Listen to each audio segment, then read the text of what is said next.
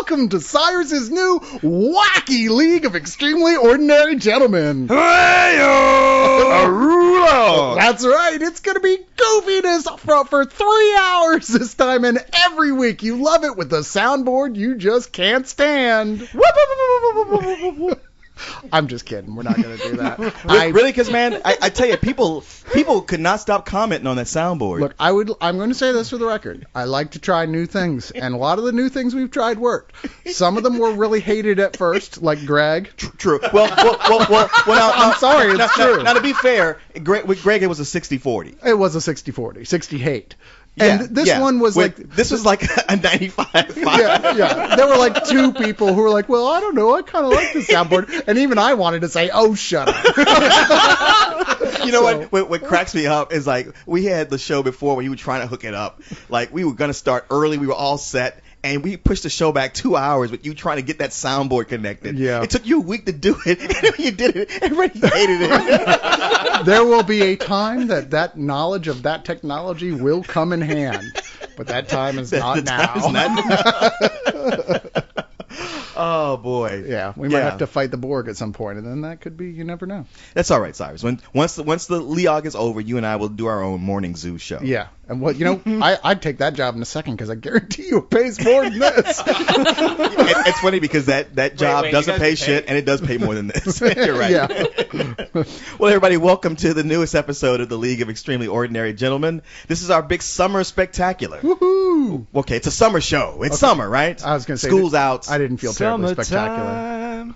It's it's funny because here in Austin, it's summer for what, like 9 months out of the year. Yeah. It starts in May and doesn't end till December. Does it end? Around the time it hits September, it quits being summer and turns into hell. Yeah. Well, I was just up in New Hampshire where it was 75 degrees and everyone was going, oh, God, it's so oppressive. I'm like, this is like November in Texas. I should have sent you with a violin to play. Exactly. Everybody there. Yeah. But, summer is still exciting anyway because everyone goes swimming. There's lots of... And people think of Austin like we're running around like Red Dead Redemption with all these dry gulches and cactus everywhere. And, but no, there's like lots of green everywhere and trees and lots of places to go swimming, like really cool places. So yeah, no. Austin is a little oasis inside of Texas, which the rest of that is a redneck wasteland. Yeah, both physically and culturally we are that oasis. Also a very lovely liberal attitude toward selective nudity. Yeah, that's not too bad either. That works. I don't think. Yeah.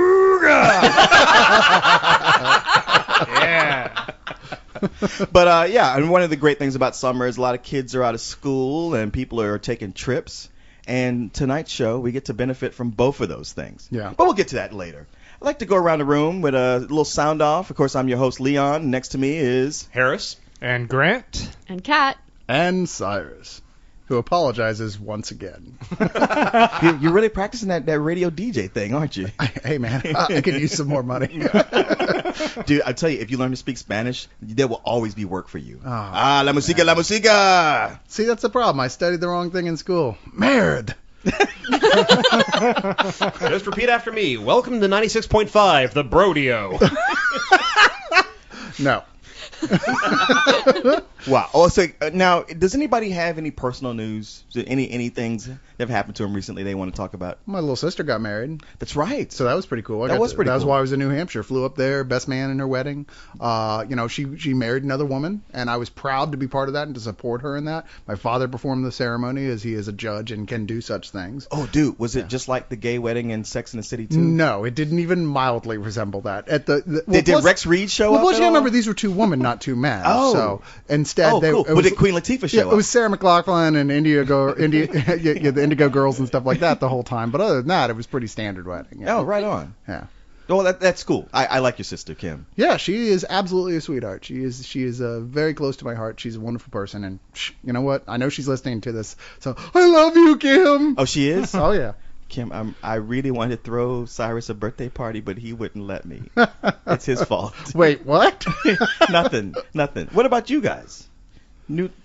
Nothing. Well, there was the Leog art death match that we had going for a while, but that seems to have ended. What you talking about? Yeah, are you talking about for the Austin Books and Comics? Yeah, bag? when like 2/3 of the creatives and the Leog decided, hey, that sounds like a good idea, and then we all looked at each other kind of Right. This means I have to kill one of you. You know, of Wait, course. wait, this wait, wait, means wait. Lost. I'm missing some pieces here. What's going on? Okay, Austin Books and Comics had a contest to design their new bag, their art for their bag. Right. Basically, one of the big logos they're going to use a lot, put on T-shirts, yada yada. Really? That was open to all local artists. And I posted, I don't know if y'all got it from them directly, but I also cross-posted it on my Facebook saying, hey, everybody should get on this. Next thing I know, people are sniping back and forth at each other. And I was like, uh-oh, this is going to get ugly. And so I guess they still haven't announced who the winner is, right? Not yet, no. Okay, I've only seen Fish's art for it, and I thought that was really cool. I like that a lot. But, maybe I'll be like, yeah, that's awesome. Have you seen it? And then I'll see Harris's and go, crumple, crumple, crumple, throw. Oh, man, Harris, that was much better. Yeah. So, I don't know. It sounds interesting. I hope one of us gets it. That would be cool. And I really hope that whoever gets it has hidden somewhere deep inside of it, like a little Leog logo or something. Yeah. Yeah, that'd be awesome. Yeah. Now, I want to talk about last week's show. Okay. Now, of course, a big thing was the soundboard. Yeah. Hey, how many times do I need to I apologize? just... I gotta say, like, as disasters go, it's just one of those that I love. Yeah. it flamed out with a pretty blue flame, like a phoenix almost. It was, Yeah. it was gorgeous. I was Doesn't that mean forced. it's come back bigger and worse? Oh, of course it will. I was forced to put a disclaimer. Actually, a friend of mine that I've been just trying to get him to listen to something, geeky in some way, shape, or form because he has no concept of what it means to be a geek or anything. And so he was a big Lost fan. And I was like, ooh, listen to this week's Leog. It's all about Lost. And so in addition to putting it up on my regular Facebook feed, I sent it directly to his wall. And then I realized that the soundboard was on there. And I was like, oh, and by the way, there was a soundboard thing, and that's not usual, and it's going away. Like a serious Lost discussion crossed with somebody who's mentally retarded. like this isn't typical. Listen anyway. And it was our last time to do Lost with Grant. Unless, No. wait, No. Cat sitting over there? Is your throat clear, Cat? Oh. Hit it. Lost with Grant. That's right, everybody. It's Lost with Grant. We had to go back. We have to. We're to back, go, suckers. You we thought have you were to go back. safe. It's true. I just can't let this go just yet. I'm not No. ready. I'm not ready to let. It's to let too go. good of a thing. How It do you gives guys me feel? purpose. Like it's been a on week, this show. and I don't know. For me, like thinking back on the finale, I've really gone back and forth on it. Like I know The Sopranos was supposed to be that thing of like you think about it always, and all I thought was from the ending of that was like, yeah, that was some bullshit. Yeah. Now with the ending of Lost, I'm kind of like, all right, that wasn't cool. But wait, there were these other things about it, and it's made me think about other things going on in my life, unresolved issues, things that you have to That let ending go. was, I think, it was a very personal thing for almost everyone who watched it. Like how you interpret it. But this, there's this feeling like I don't want to be a sucker. Like if they really didn't know what they were doing and they're just trying to pull the wool over our eyes and go like, Emperor's New Clothes. But at the same time, it felt very deliberate. Yeah, it was way too tight and way too well coordinated with everything else to be, the throw darts at the dartboard and come up with the plot ideas that Yeah. Battlestar Galactica did. Yeah. I really do believe that. I mean, I feel that they've posed so many questions and they use things like the Lost ARG, the Lost Experience, things in the off season to try and round out the story and give deeper explanations to some of the mystery stuff. But the show itself has always been character driven, and I think they stayed true to that idea with how they closed it. And I anticipate that with the. With the, Rationalize. I don't actually know what you're saying. I know you're mumbling over there. So you're the dead people now. Rationalizing. No, I just mean that I anticipate that with the release of the final DVD, they've already announced that they're going to have an additional 14 minutes of stuff that revolves around Ben and Hurley when Hurley's in the lead of the island. And they have said that they're also going to give answers to like why Walt was special and a few other things. So I think it's once again they give the answers to the mysteries in the off-season sort of additional stuff they do, but the show itself has been about the characters. Well, and I think one of the that's big great things that for they ended me that way. is like when it ended, I was like, man, I didn't need everything answered, but you guys could have answered just a few more things, and that would have satisfied me.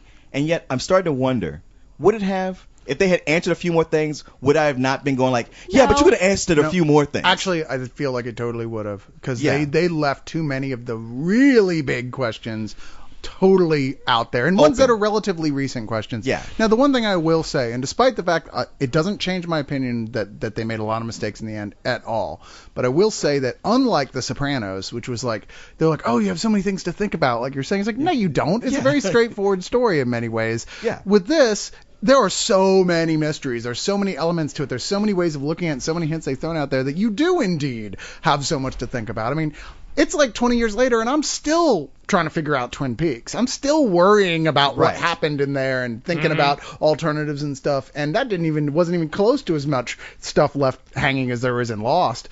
And, it's interesting. I totally see at some point there will be them going to comic books or something like that going, you have our permission to take your ideas and be canon for what happens after the series. And I think, that's going to happen at some point. It usually does happen. Yeah, and I'm all for that. I think that's great. I look forward to whoever takes over the story next in probably that context and does something else interesting with it to answer some of that those. was one of my biggest fears, was that Lost was doing so much to set up its own mythology, but there's always speculation that it was going to be like, oh, the Adam and Eve are, or like Jacob and Esau, it's biblical, or all this stuff relates directly to a parable based on Buddhism or whatever. And it's like it takes away from it being their own genuine mythology that they developed once you have to relate it directly to a bigger story. It's all purgatory or whatever. And I like that it ended and it is its own contained thing, that it doesn't feel like it's going to be forced to tie into something else if they want to do spin-offs, something like that. Yeah, I don't see a spin-off really, but Yeah, I do see, like I said, like 5 years down the continuation road, of- someone going, here's the official season 7 of Lost, the way they do with Buffy and Angel and hell, pushing daisies now. I think we got a lot more answers than we really think we did. We didn't have everything spelled out for us. We didn't have the official Lost compendium that details exactly, why turning the donkey wheel sends you out to Tunisia. But I think we have a lot more if you just kind of examine things, especially with what we know now, which is what I think is going to make the that massive $200 super collection interesting, is to rewatch the whole thing knowing what we know now and knowing what to look for. And I think that's going to give us a lot more, make you realize we have a lot more answers than we give them credit for. It's just like everything else with this show, you really have to do a lot of active watching and a lot of just really taking the little things and putting them all together. Yeah, I agree with that. Yeah. And there's certainly more stuff as I've gone along reading people's opinions of it that have been pointed out to me that were just what seemed like throwaway lines in the finale, but if you put them in the context of a mystery from earlier, it's like, well, that is not a flat-out answer, but at the same time, you certainly could look at it as one. So that must be why that was there. Yes. And probably the last thing to say on Lost about it is that I want to bring up on it is that, Grant, you led the show last week. I did. How did that go? How'd you feel about it? What were the highs and the lows? I really enjoyed it. I appreciate that you guys would even let me take a stab at trying to host it. And You know what? I would liken it to the reason that they gave Frodo the Ring of Power. Because he would be the least ambitious. The least likely to The turn problem evil. is that Frodo failed at the end. Well, he accomplished his mission. I mean, it got accomplished. Let's put it that way. Would you have a beautiful tyrant ruling the Leon, talking about Lost nonstop? No, you must take this back from me. Yeah, I mean, like the question is like, hey, who else are you going to let lead? I'm like, nah, nobody. well, Jason got to run one of the shows a while back. I don't think he did. I don't think Didn't so. he? No. So I think I was you were the the first only one. You were the first. I really thought Jason had led like a, I don't remember, horror episode, Halloween episode. Oh, was it the Halloween we lost? Oh, well, that technically, the Halloween ones were like, okay, I had to go, we're at a party. I'm like, you know what, I'm going to do something. So if Jason wants to be in charge for a while, that's fine. Not Well- the same thing. Well, yeah, I mean, I thought it went fairly smoothly. I mean, everyone else was very helpful and understanding that I kind of was guessing at what I was trying to do there. The only thing was it's hard to cut off people to move the conversation along. Gee, you noticed that. That one was a bit of a hassle. So especially what were we with going to talk people about? Some drinking. news? See, you're so good at it. I know. There's just those moments when he's got Greg going, he's trying to cut him off, and I'm like, I and I'm struggled it's trying not to gonna cut off happen. Greg. I'm Like, sorry, you can't cut Greg off when he's in the Yeah. middle of doing a list. Even if you say, Greg, we got 30 seconds left, and your bus is going to leave you. I know, but let me say this. Just let me say this. Yeah, but at least he doesn't The get first thing is louder. this, and the third thing is this. At least he doesn't get louder like Bo goes.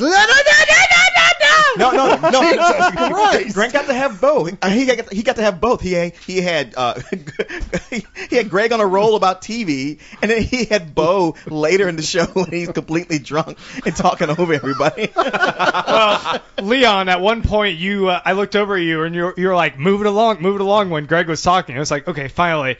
I found a place where Greg stopped talking, and you chimed in, and sure enough, kept that conversation going. I was like, the fuck are you doing? Because he's evil. Don't you Yeah. know that by now? It's like, damn. And then Greg went on for another like 10 minutes on 24. This or is some how shit. see, this is how you win the wars of secession. You let somebody else have a little taste of power and then completely undermine him in the eyes of everybody else. But seriously, we do have news. Yes.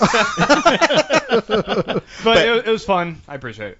Well, I actually thought you did a great And job. 20 comments. What? I think you 20 pages of comments. comments. I think you did a good job too. Thanks. Yeah, Of course, especially- half of them were people going, "What the fuck is with the soundboard?" It was all the soundboard. Yeah. Well, And that leads into, Yeah. what the fuck is with the soundboard? And then we had a certain member who's, I'm not even going to address the name, who felt the need to keep coming in and going like, law sucks.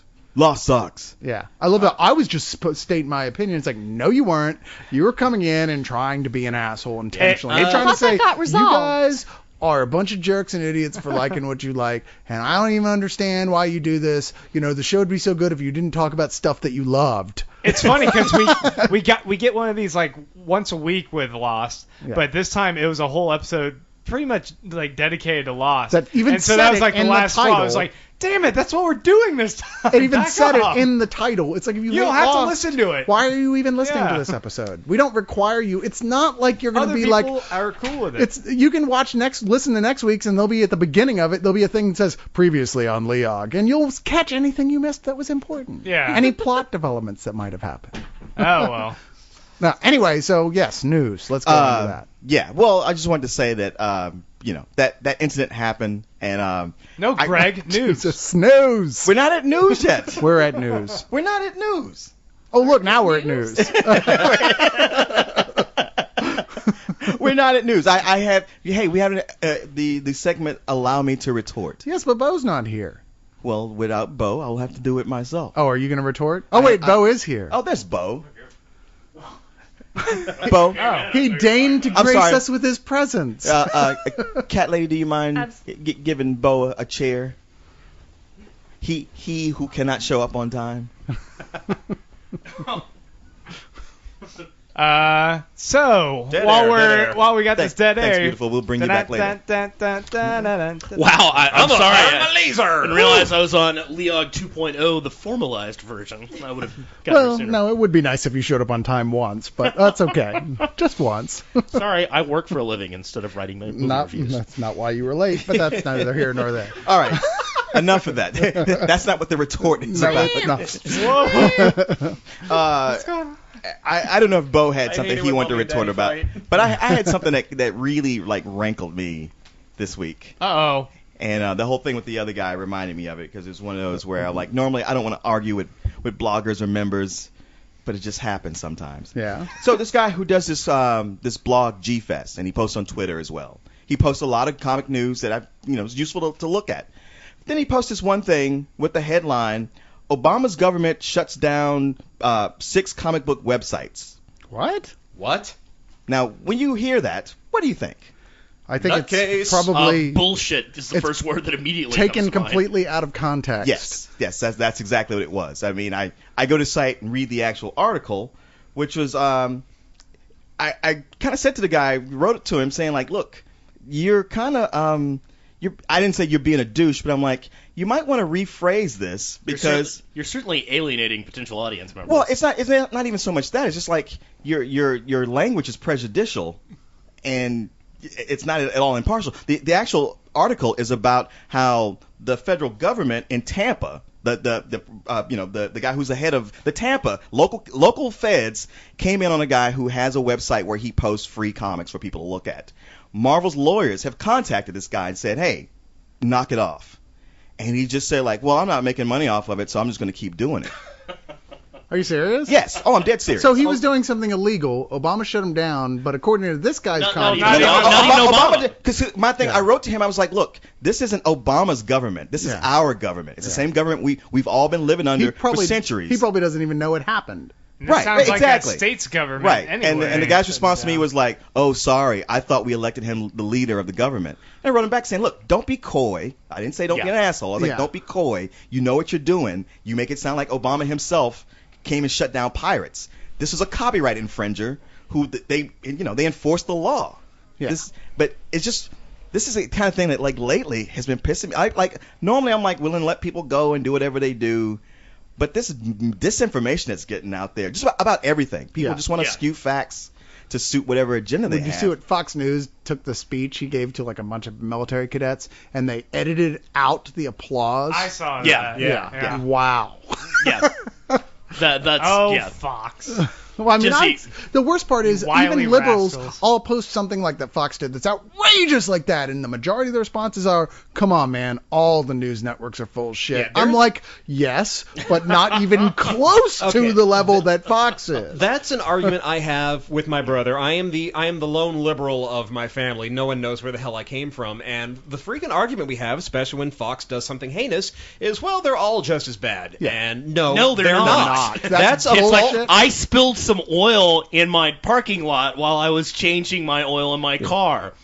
Then there's the Gulf of fucking Mexico right now. Yeah. Yeah, there's a real desire for like this false equivalency of, well, they're all fiends and scoundrels and they're all just as bad. No, they're fucking not. Yeah. You know, it's like if you want, it gets into all sorts of things like people lying about their military background. With that one guy in Jersey. Oh, right. Yeah, he said something about he was in Vietnam when he wasn't. And then all of a sudden we've got Mark Kirk in Illinois who's lied about that, and then we find out that Jan Brewer from Arizona lied about her father died fighting Nazis, when in fact he died quietly in his bed in 1955 in California.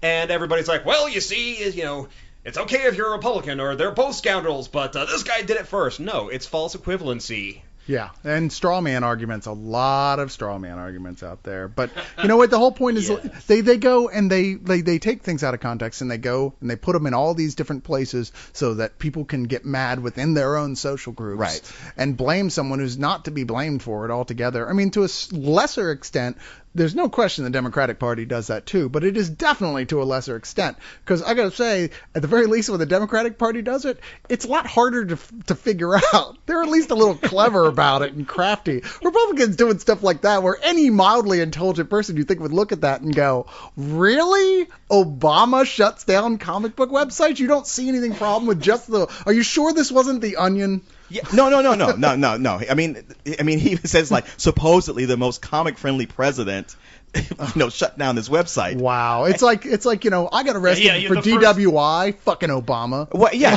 and it came down to him saying, like, well, dude, I don't agree with you. I hope you can handle it. And I'm like, so what? I'm supposed to handle the fact that you can't tell the That you're a truth? moron. Yeah. It's, yeah. And it's just like, to me, it's not about, Republican versus Democrat or conservative versus liberal. It's just about, look, if you're going to get out there, tell the truth. Just tell the Tell it as it is. You have Don't the right put- to your opinion, but not the right to your own facts. Don't put a exactly. yeah, thank Thank you. you. That's it, exactly. Don't put a spin on it. Yeah. Just tell it how it is and let people make their own decisions. If you're actively putting a spin on the story, then you're part of the problem. You are against Yes. truth at that point. You are lying. Even if it's a little lie, you are still lying by intentionally putting a spin on the truth like And that. it's an AP story that all they had to do, it only needed to be reposted. Yeah. Like, his embellishments weren't even necessary Yeah. to it. So to sum up, President Obama hates comic books. Thank you, comrade. Now That's we what get we back to want the you secret to. plan with That's Crazy the Moose and quote we Squirrel. want you to get out of here with. All right, so now, Cyrus, did you have the news you wanted to talk about? What do you mean? You sent an email?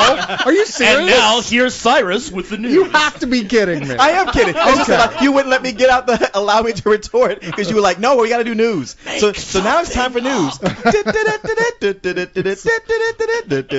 Leon found mysteriously dead. Rue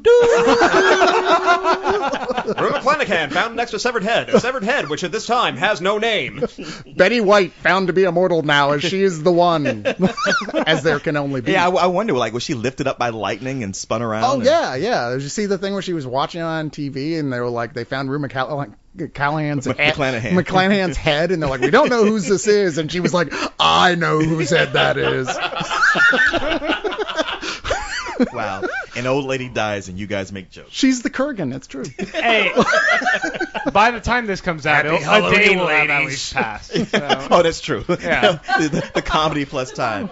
All right, so in the news, the big thing in the news everybody's talking about, the new images of the costumes of Thor and Captain America. Oh, Christ. Yeah. Round the room, how do you feel? Cyrus. The Captain America one is admittedly just a sketch, but I like it. They're both artwork. Well, the other one is more like it's like CG'd, so it looks Not like really. it's They real. just photoshopped the dude's head and hand onto a painting. Well, Yeah. yeah, but it looks a lot more real. It looks like you're looking at it, and the textures and everything look like it looks like real stuff, The and it Thor looks one? like fucking plastic to me. The Thor one, I think it looks terrible. It looks yet I more stuff agree. with Thor It going, looks "What the fuck are you thinking? horrible. This is nothing like what he's supposed to look like in the comic books." There's, I understand not going with the helmet. I get that completely. Really? But this looks like a child's Halloween costume. Yeah, that they they've have got a on. Norse god wearing a bunch of like Joel Schumacher rubber Yes. fighting gear outfit bullshit. It looks It's like leather. annoying. It looks like they can't make up their mind what they want to do. It's That's like, how I feel. Hey, shall we take it? Shall we go really heavily Norse with this or really heavily superhero? And they're like, well, why don't we take aspects of both and mash it together? Because that'll turn out great. No, They it turned should have out gone awful. And it didn't. heavily Norse. And Captain America, I think, if it's hard to say without seeing a more accurate, like, what are you talking about doing? What kind of material are you using with this? But the basic design of it, I like. I think it's kind of cool. It looks like the way he was drawn when he was in World War II in the Ultimates is what it looks like. Yeah, it takes very firmly off the Ultimates costume, but there are parts Yeah. of it where I'm getting tired of producers or concept artists who are really kind of ashamed of the fact that they're doing a comic character and have to adapt parts of it. Like one of the things they did was they took the web gear, which admittedly soldiers in the field do wear, but painted parts of it red so that you have the red and white stripes on his midriff. And That was the thing that bugged me when I first looked really, at it, too. I Yeah, actually like- kind of liked it because I didn't know how they were going to honestly, put the red. that's and one of white those on cases there. of he's supposed to be a symbol. For God's Yes. sake, his uniform is allowed to be symbolic. Yeah. But that's it can true. be combat tactical ready type gear as well as symbolic. I see it as some of both, and I've gone back because when Grant first showed it to me, he was like, "Hey, the Captain America looks cool," and I was like, no, it doesn't. For all the reasons Harris named, I had the exact same reaction. And then the more I looked at it, I was like, well, okay, if you want to be practical, I can see how it's more combat ready. I don't like how they try to make everything high tech looking, especially with Thor, to where Thor is just kind of. It's like, okay, are they doing Ultimates Thor? Because I thought this Thor movie was supposed to be the Norse Well, Thor. they're doing the Alan Copiel, Josh Copiel. I forget the name, the artist's first Ariel. name. Huh? Ariel Copiel. Yeah, but they're not really Yeah, gods. they're doing his they're- his like character design for him that they've been having in the most recent Thor Right. appearances. But I think the story so far is they're trying to make them look otherworldly. Yeah, so they're going to really contrast with the more Lord of the Rings looking The normals. word I'm hearing is that they're not like superheroes, they're not gods, they're actually just beings from another dimension, and they are but they've been connected to ours for so long. They think they're gods and all this. But, Okay. but this is what I've heard. I don't know if Okay. that's what's going to end up being the case. So, All right, right on. But I don't know what that has to do with his suit. It's still totally gay. And gay, and not in that it sucks cocks, but in that No, not in the way it just sucks lame. cocks. It, Because it gets beaten up on an 11-year-old with the other 11-year-olds It's in the play. extreme. exactly, happy. that's it. Yes, thank you. Gotcha. Okay. Green Lantern movie villain is going to be Parallax. yeah. Well, I thought we'd already agreed on Sinestro. We're Yeah. gonna throw that to the mold. Well, maybe too. they're going to do the whole thing like Sinestro, initial villain, and then he but I think and Sinestro's Hal. just going to be his mentor in this one. I don't know, maybe that sets it maybe up it's for one of number those two like being they that start fighting villain. each other and then they have to get together to beat Parallax. Once again, this seems like a fine example of what a lot of comic movies do, which is let's just throw a bunch of fan favorites into the mix, and surely Right. something will stick to the bullseye. And it's like, Dude, I don't need Parallax in this. I was fine with a Hal Jordan origin story. I'd be awesome with that. Yeah.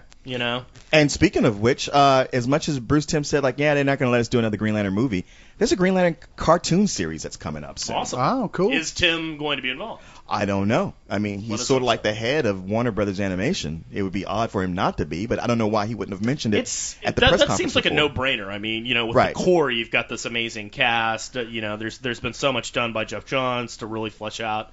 Well, and the entire Green every one of these Lantern cartoon universe. series has been fueled by the movies. So it must be like they're really starting to believe in the Green Lantern movie. Oh, that's and good. they're thinking, okay, we want a Definitely cartoon series to go I with hope that I hope they keep a lot of the stuff that really made like Justice League work, amongst other things. Getting a little inside baseball, but I really hope they have Andrea Romano as the voice voice director. You have to. Because she was directly responsible for all these amazing actors coming along to be playing these characters. I mean, you wouldn't have thought that like Jeffrey Combs would become the greatest part of the Justice League universe. Yeah. That's true. Yeah, I got to say, I never You're gave wrong. much. I would have thought that. Yeah, he reanimated it totally. Oh, sorry. yeah. What? You set him up for that. Come on. Thanks. Here's your $5 here. I never would have thought anything about the question until seeing him there. Okay, Comic-Con. The guys who run Comic-Con have taken a $500,000 bribe from the city of San Diego. Wait, what? To keep it there. Yeah. Really? Yes. Well, I mean, you don't mean like they got busted taking a bribe. No. Well, they're so uncorrupt in San Diego that they actually are upfront about bribery. No, it's just like the hotel association or union got together and pooled $500,000 to give to the Comic-Con folks to say like, hey, we'll give you $100,000 a year for the next 5 years if you don't move to Anaheim or Los Angeles. I'm like this. I say I went to one Yeah. recently, right? So I'm the newcomer, and I thought, fuck, this is crowded. Yes. It's way crowded. I mean, that place is huge. It's like a mothership landed in the middle of a city. It's so big. Yeah. But it's still totally overcrowded. So, and then they're like, Anaheim. I'm like, you mean next to Disney? Right. Fuck yeah, put it in Anaheim. I'm totally for that. Yeah. I don't see the difference, but apparently there's I don't there's blame them. A lot of people going, it's been in San Diego forever. You Yeah. can't move it. I'm Yeah, like, I hate people who want Let's to be stick to traditional, tradition. just for tradition's Just sake. for tradition. Because God knows it's not a pain in the ass when all the hotels in San Diego sell out in 30 minutes. Now, presumably, they are going to build on that addition because that's what I had heard, that there was an immediate It's going to take a counteroffer. long time. Yeah. I heard like It's- 2015 is what I Yeah, had way heard. past the 5 years. Yeah. Way past the 5 years. And they're talking about, the hotels are saying like, hey, we'll have more shuttle buses. And you can have some of your events at our hotels because they know people have to like book hotels far away. The big thing about this is that to pay for this $500,000, the hotels aren't really giving it up. They're just jacking up their rates Awesome. for the rest Of course of us. they are, yeah. Yeah. And what does Comic-Con care? They don't care because they're the man. Fuck I mean, them. to be fair to the Comic-Con people, they put on this huge show and they don't even make that much of a profit Yeah, off of it. yeah. Like they aren't good enough businessmen to figure it out. Because I guarantee somebody else could come in and figure out how to make shitloads of money. But they off of get it. beat up by businessmen sometimes. Yeah, they did try to come up with a business plan, but a bunch of jocks came and threw it on the top of the hotel, and they never got it done again.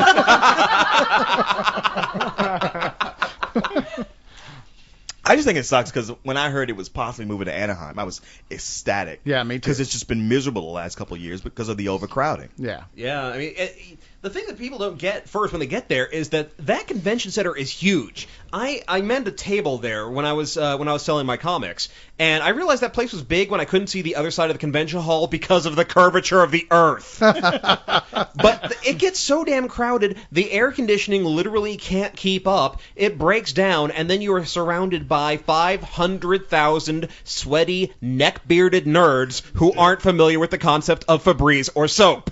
I just listened to an interview with Stan Lee that was great on the Nerdist. Uh-huh. If you get a chance to listen to it, it was a couple issues ago, and it's so funny. It's a live interview with him, and Stan Lee is just as sharp and funny as he's ever been. I mean, he floors you at points. He's so funny. Yeah. But he's talking about, having been to Comic-Con since it began, and he's like, well, when I first started going there, the first years it was going on, it was just, a ton of little, really excited kids towing behind them their really bored-looking and tired parents. And now it's a ton of really excited parents towing behind them their really bored and tired-looking kids. Good old Stan. He's so right. Yeah, he is. Let's see. Unless you guys got any other news? Well, we also just found out this week that apparently Joe Quesada, friend of the podcast, is getting moved up in the world now. Yeah. Okay. Yeah, apparently he's done such a stellar job safeguarding Stan Lee's legacy that he's now the chief creative officer at Marvel. Oh, so no. he has even more influence. Great. What could go wrong? I thought you were going to say join the Obama administration.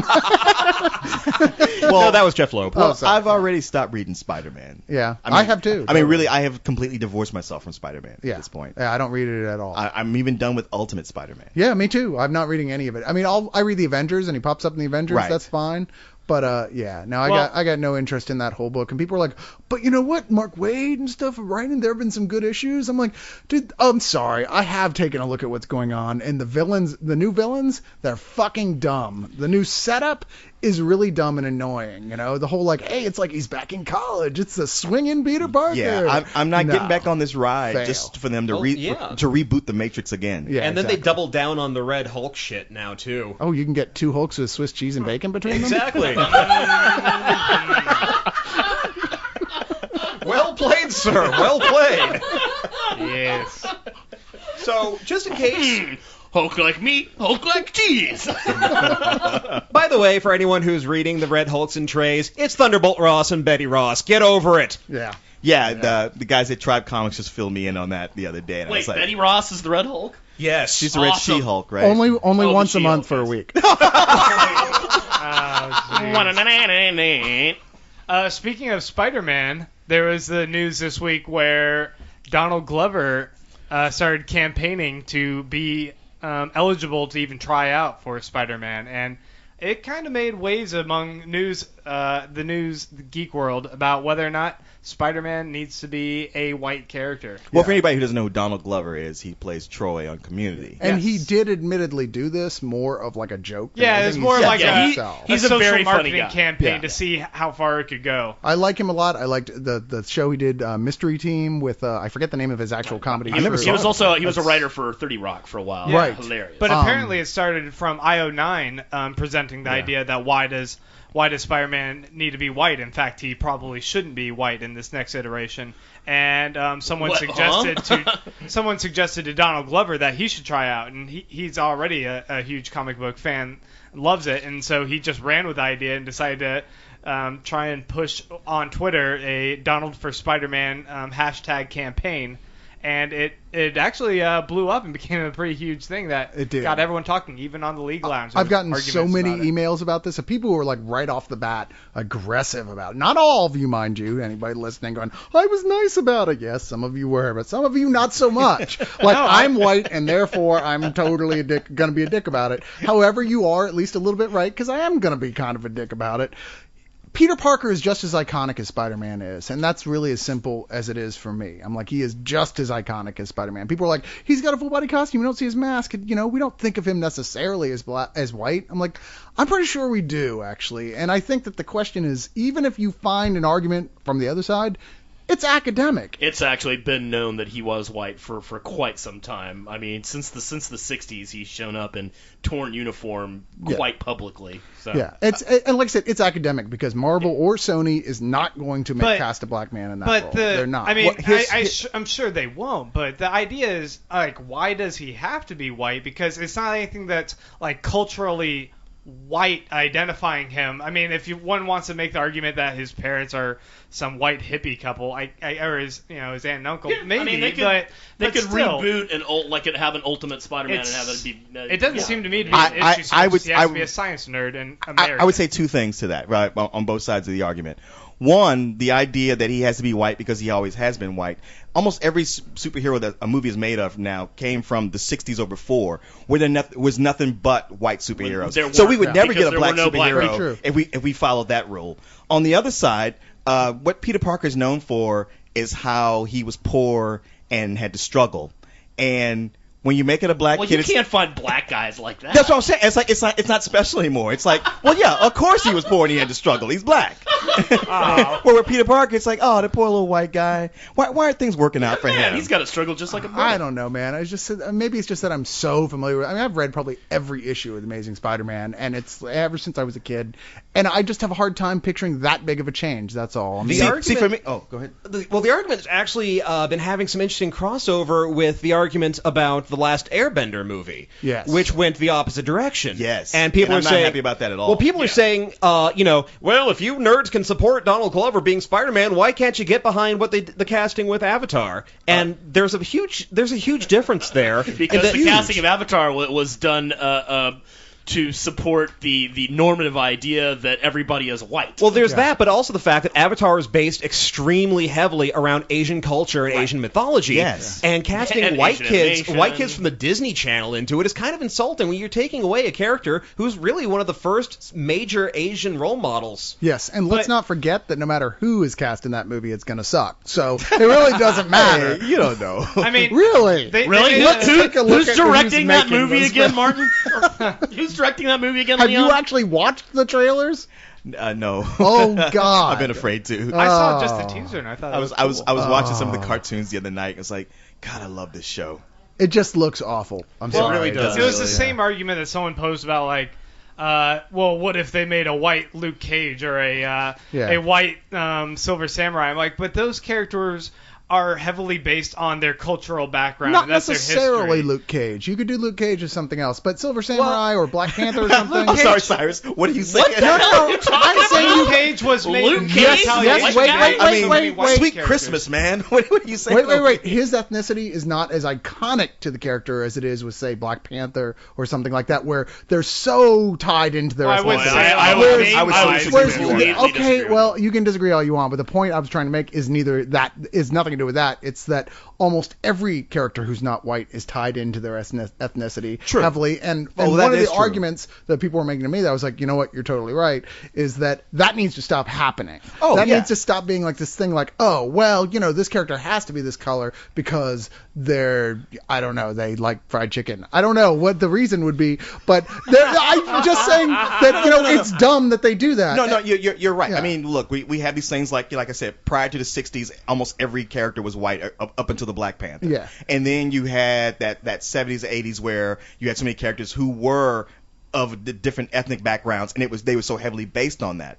Now, not so much the problem. Like, you got, 3D Man is black right now, and Yeah. what does Yeah, that matter? who cares? Yeah. But I mean, the Atom. Firestorm. They swapped out Nick Fury in the Ultimate Universe and made him black. Yeah, and it worked No perfectly. one cared. It never comes up that he's black. Yeah, and I mean, they could, as this being a new reboot of the Spider-Man character, easily do the same thing. And I mean, I think people will still relate to the Spider-Man and Peter Parker story, regardless of race or ethnicity. I like what you're saying, but I think you're so wrong. Yeah, I think you're I think wrong, there'll be too. pitchforks and torches. I do too. I really think there's. You Yeah, know what? It's like what it's this is sad. to me. This is dumb. It's a dumb argument. It's like why that? Why don't you just make more good black superheroes? Because comic book fans are racist, and they always will be. Let's just face it. That's why they got to name everybody Black Goliath. What the fuck does that For mean? that matter, we need more. Could you wrap this up? I got to get to my cross burning. Well, I think this is a perfect cue to introduce our Japanese guest. Hey, So, forge alliances. Since his people had an alliance with Hitler, this is the appropriate place. I'm not holding that against you. Oh man. Don't mention the war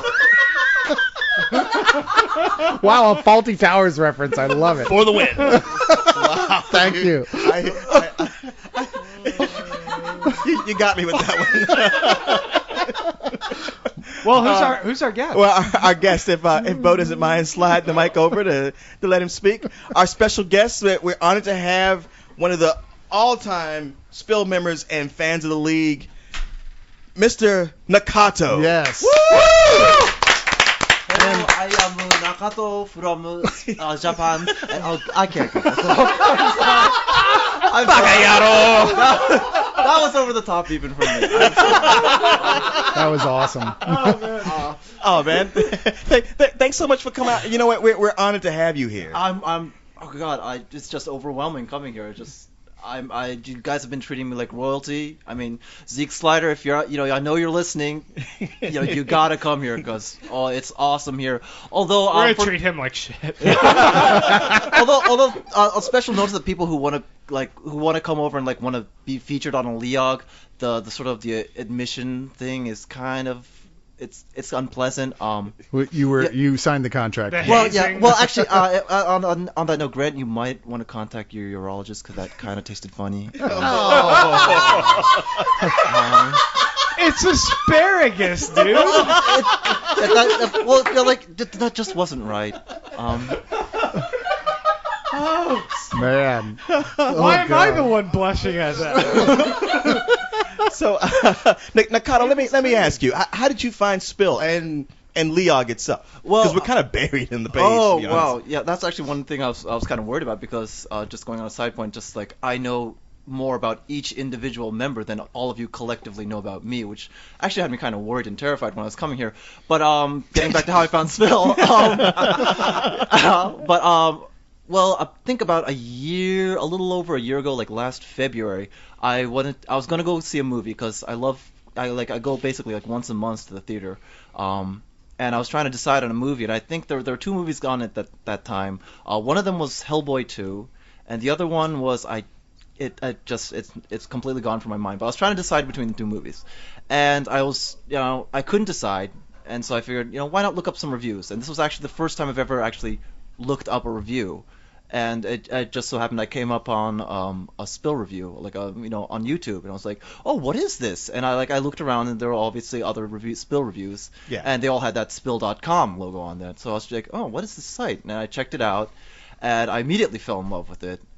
Just getting all the movie stuff, the news and things like that, the info, and it wasn't until a while. I think it was on a Let's Do This that co-host was talking about his experience. I think this was actually the Green episode. The Green Lantern. Oh, the Green Lantern episode. The Green Lantern episode. And he was apologizing profusely for the upcoming Leog. Yeah. I was like, okay, I gotta check this out. What on earth did he do? Sort of thing. And so I listened to the Leog, and I was pretty much hooked from there. And I just went back as far as I could, as far as iTunes would let me, to download all the episodes of Leog. And I was just listening to them constantly. What you guys don't realize that Nakato told me earlier is that in fact we are very different in Japan. They do the animation totally different there. It's like a whole different thing. And there, Corey can is trying to catch critics, and when he has appropriate review, he lets it out to fight the movie. So. Although he's kind of tossing up which one he wants better. I think 2 or 3 more fights, and I think Leon's gonna morph. He's gonna evolve. So he's kind of focused on using Leon a lot more prominently these days. Co-host he doesn't come out of the ball. He just I don't know, it's stuck or something. He is the ball. He is the ball. Yeah, so it's just he's not it's kind of stuck like that. See, I tend to not believe you because I think if Corey was in Japan, he would be so totally focused on hentai, he'd never get any work done. Yeah, he'd be so totally focused on chasing pussy. It's readily available. Just remember the magic words: Soapland. So where in Japan are you from? Outskirts of Tokyo. A little place that probably no one has heard of called Machida, which is technically suburb rural, although it is part of Tokyo. It's an area that's very much in development. So it's next door until a year ago was actually a farmland. Really? So yeah, but it's like I said, it's in development, and it's slowly becoming the new major city. So I gotta ask, you've talked to all of us, you've had expectations about meeting us. Which of us in the Leog is the biggest disappointment? That is a great question. That is a fantastic question. I would have to say I would have thought that Kodos and Kang would be. I thought Kang would be more, friendly. It turns out Kodos is a lot more friendly, and actually sat on my lap, which was very nice. And not just sat on your lap, but claimed you for his own. Yes. Which he does. Safe answer. Which- You Which, pass. Cyrus, hats off to you for being such a great host. Oh, to our guests well, here. like Nakato has been nothing but an awesome friend online for a while, where we've communicated back and forth. Really felt like, man, this is a guy I wish lived here so we could just hang out. So when he said he was coming, it was like 2 seconds later. I was like, you got to come stay with me. And I was like, are you sure? Because I really didn't want to intrude, and just like, and everyone was insistent, yes, you've got to come, and I was like, oh, okay. And it's like, as I said, like, I know more about you than you know about me, so it's like, you might, I'd hate to like come here and like everyone treating me like royalty like they are now, and then I go home, and then next week I listen to Lee, and I was like, yeah, he was a total dick. It's like, I was totally worried about that. Yeah, that'll be next episode. No. We aren't afraid to tell you to your face. As a No, matter of fact, we're not. like 2 days before you got here, I had a dream that you were a total like social retard who never made eye contact with anybody. No, he's been like, he's always like, you're telling me I feel so quiet, like I feel like kind of a geek back home, and I'm like, you just seem like one of us. Oh, Yeah. wait. Oh yeah, I know. You think about that. It's kind of an insult. Really. Well, the thing also is that in geek culture in Japan is it's very much, you don't want to be more geeky than the person you're talking to. It's very reserved. Interesting. Yes. They have a saying in Japan, like the nail that sticks out gets hammered.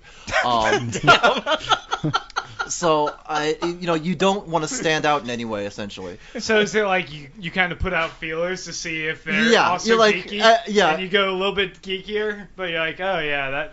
I So LARPing, that's kind of lame, right? Yeah. Oh, you're into it too? Sweet. I've actually managed to convert, I think, 2 people to Lost.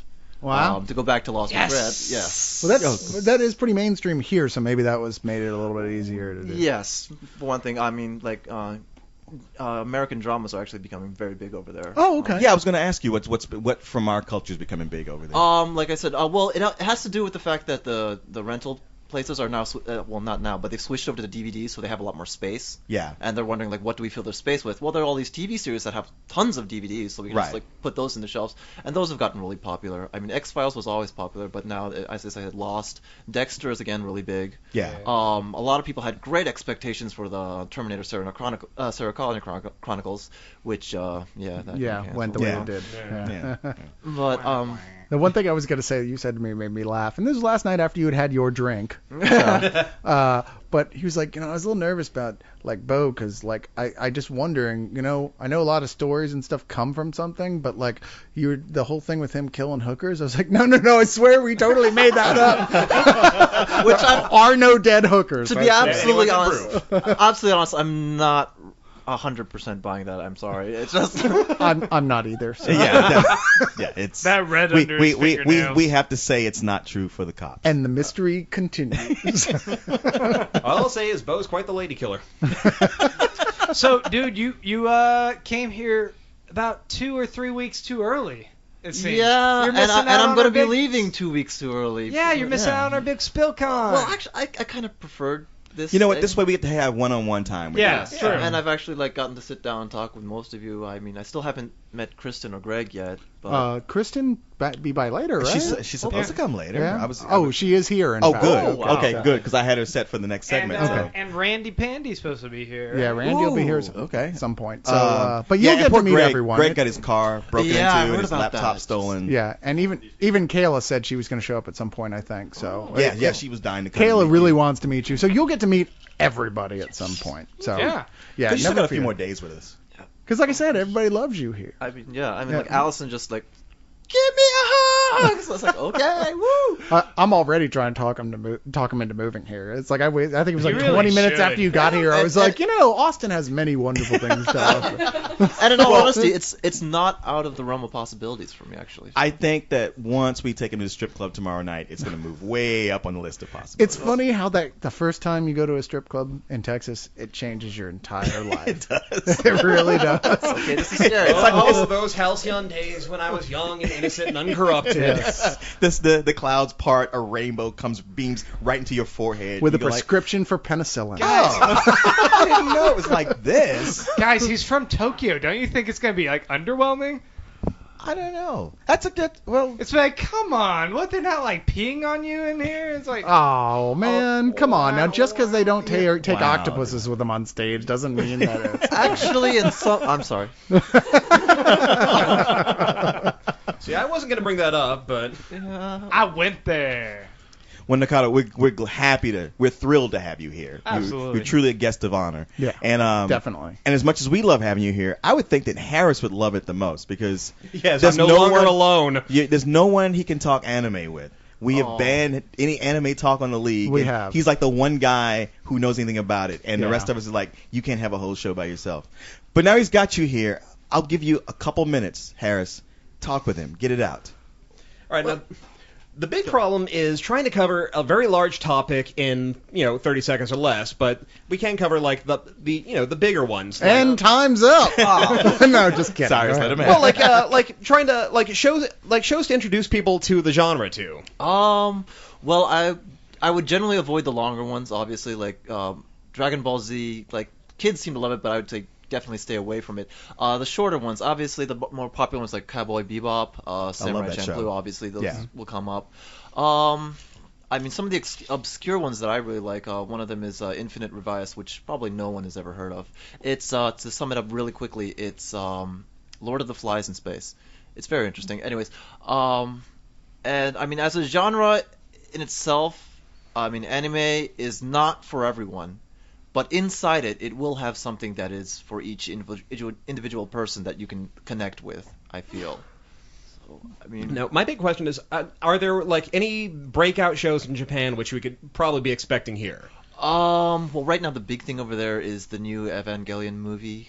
The second one came out. They're actually supposed to make 4, which feels like an Otherworlds thing. But I mean, if anyone knows what I'm talking about, Evangelion was a very popular show in the 90s, which basically said anime does not have to be fun. It can be cerebral, and it introduced a lot of people to depression and Especially the ending. and Prozac and things like that. Well, how does it compare to Graveyard of the Fireflies? It's Graveyards of the Fireflies. That's just Darkest thing ever. Yeah. Pretty much. That's the one where you just kind of sit there going, the world is dark and bleak and we all die alone. You know, if I was to relate Oh, Grave did of the Lars Fireflies, von Trier direct that? I was going to say more of the Coen brothers, Oh, really. Grant Morrison's WE3? well, if I were to rate Grave of the Fireflies to anything, that would be probably Walking Dead. Yeah. Oh, Like, okay. that Jeez. sort of, yeah. So it's not that level. It's just like thinking about, growing up, coming to accept yourself is what the story is basically about, which it didn't start out as, but sort of in between, like the director sort of went through. Yeah, his a own- lot of it was Hideki Anno directly dealing with his own personal demons. I mean, there's a lot of Shinji in him and his depressiveness, his feeling alienated from other people. And basically, it ended. The way it ended was actually very much a, I guess, Sopranos or Battlestar Galactica sort of ending, but more frustrating in that the ending had nothing to do with the series. Ooh. It was just like, the series was building up all these mysteries, much like Lost, Yeah. and like everyone was like, oh, what's this going to lead to? What's going on?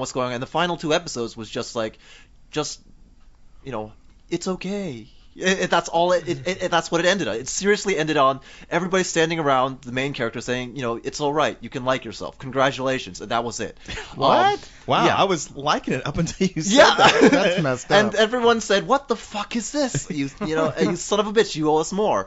And so and they badgered the director so much they said, "All right, I'll give you a movie that makes even less sense." And for some reason, everybody loved it, and now they're rebooting it. They're actually rebooting it right now with 4 movies. Oh my god. And actually, the movies have been much better. They're much more action oriented, but there's still some hints of, okay, this is going to go a place which is going to be very disturbing. So Cool. Well, you know what? I'm going to get a list from you of things we should check out. We'll post it when this goes up. okay, well, Hopefully. in all honesty, I haven't been into anime in the past 5 years or so. So actually, the more current recent things, I really have no idea of, because I actually there was a while when I was actually working in an office, and I was actually getting paid a lot. And I hated working in the office, so I pretty much splurged all my paychecks on, escapism and getting all this anime, and then I quit my job, and so I didn't get into it as much anymore. Huh. Yeah, that's what happens. Yeah, no, it does. I dropped out of comic books entirely for a long time when I had too much work to do Hell for a yeah. while.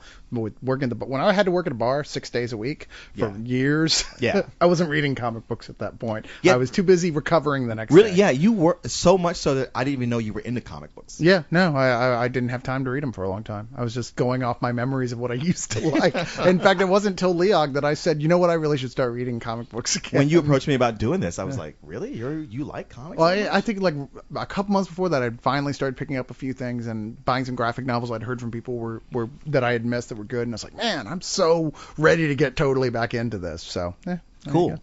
Well, Nikado, thank you. I would like to keep it going, but I know we gotta move things along. I have a suggestion though. Sure. I mean, Nikado has got us. He has been so nice to us, just Yes. as a person, and honestly, unnecessarily buying us gifts. I mean, Yeah, you really, have the dude. best choice in things, but you would never have to do that, and you will still be our friend. And to everyone out there who wants to like bitch and moan about like the whole wish list thing, the gift giving. Seriously, if you have a problem, take it to me, because I'm the one who's giving them the gifts. They're just receiving them. I don't know why everyone is bitching to like Cyrus. and Seriously, like, blame well, Nakata. Yeah, we're Like- not picking out Yeah, people I to mean, be our no- friends because they're giving us gifts. Like Nate, he's never given me a gift, and he's one of our favorite people. We love that guy. He's coming to stay with me during the spill party. Dude totally brought a huge box of gifts the last time he was here. Okay, but he was invited. Fail. He was invited to come and stay before that. To be fair, so. Argument. Yeah, Fail. but now he gets Mary's room. But I was gonna suggest something. Okay, go I was ahead. gonna say, why don't we give Nikado a gift? Sure. Why don't we make him an honorary support member of the league? You know what? I am all for that. You know, put him Yes. on the league lounge Absolutely. page there. I'm speechless. You're allowed to come join us weekly here. Because honestly, just Come on in. just spending this time with you, it's like, you know what? If you were here, you'd totally be one of the guys on the mic. Totally would Oh, be here. Thank Yeah. you so much. And I can't say this enough, but thank you guys for doing this, for just creating the Leog. Because I told Cyrus this last night, but I happened to stumble upon the Leog at a time when I was feeling very isolated and alone in my life, and I just it gave me a sense of belonging. Like there are people out there, because as I said in Japan, like being a geek is kind of not something we want to brag about, and being a geek for American comics is pretty much something like you want to take with you to your grave. So, I'd go to the comic book movies and I'd geek out to my friends and they'd give me these really glassy-eyed looks and I'm just like, oh, I just went too far. I got this image of your dad finding a Spider-Man comic and handing you the samurai sword to commit seppuku. Well, actually, at this point, probably not Spider-Man. Yeah, good. That was the correct answer. Yeah, very good. So I like I'm saying, yes, thank you guys ever so much to creating this community. Well, You're welcome. yeah, you're welcome. All right. Well, Cyrus, we want to end this segment. I think I'm ready to end this segment with a little mood music to say and thank Nikado once again for Thank you, joining us Nikado. and for Thanks, everything. Come on, Yeah. Thank you all. And we'll be back in just a moment with I don't know, whatever Act 2 is. Oh, we got another guest star. Oh, good lord! Oh, it's a spectacular.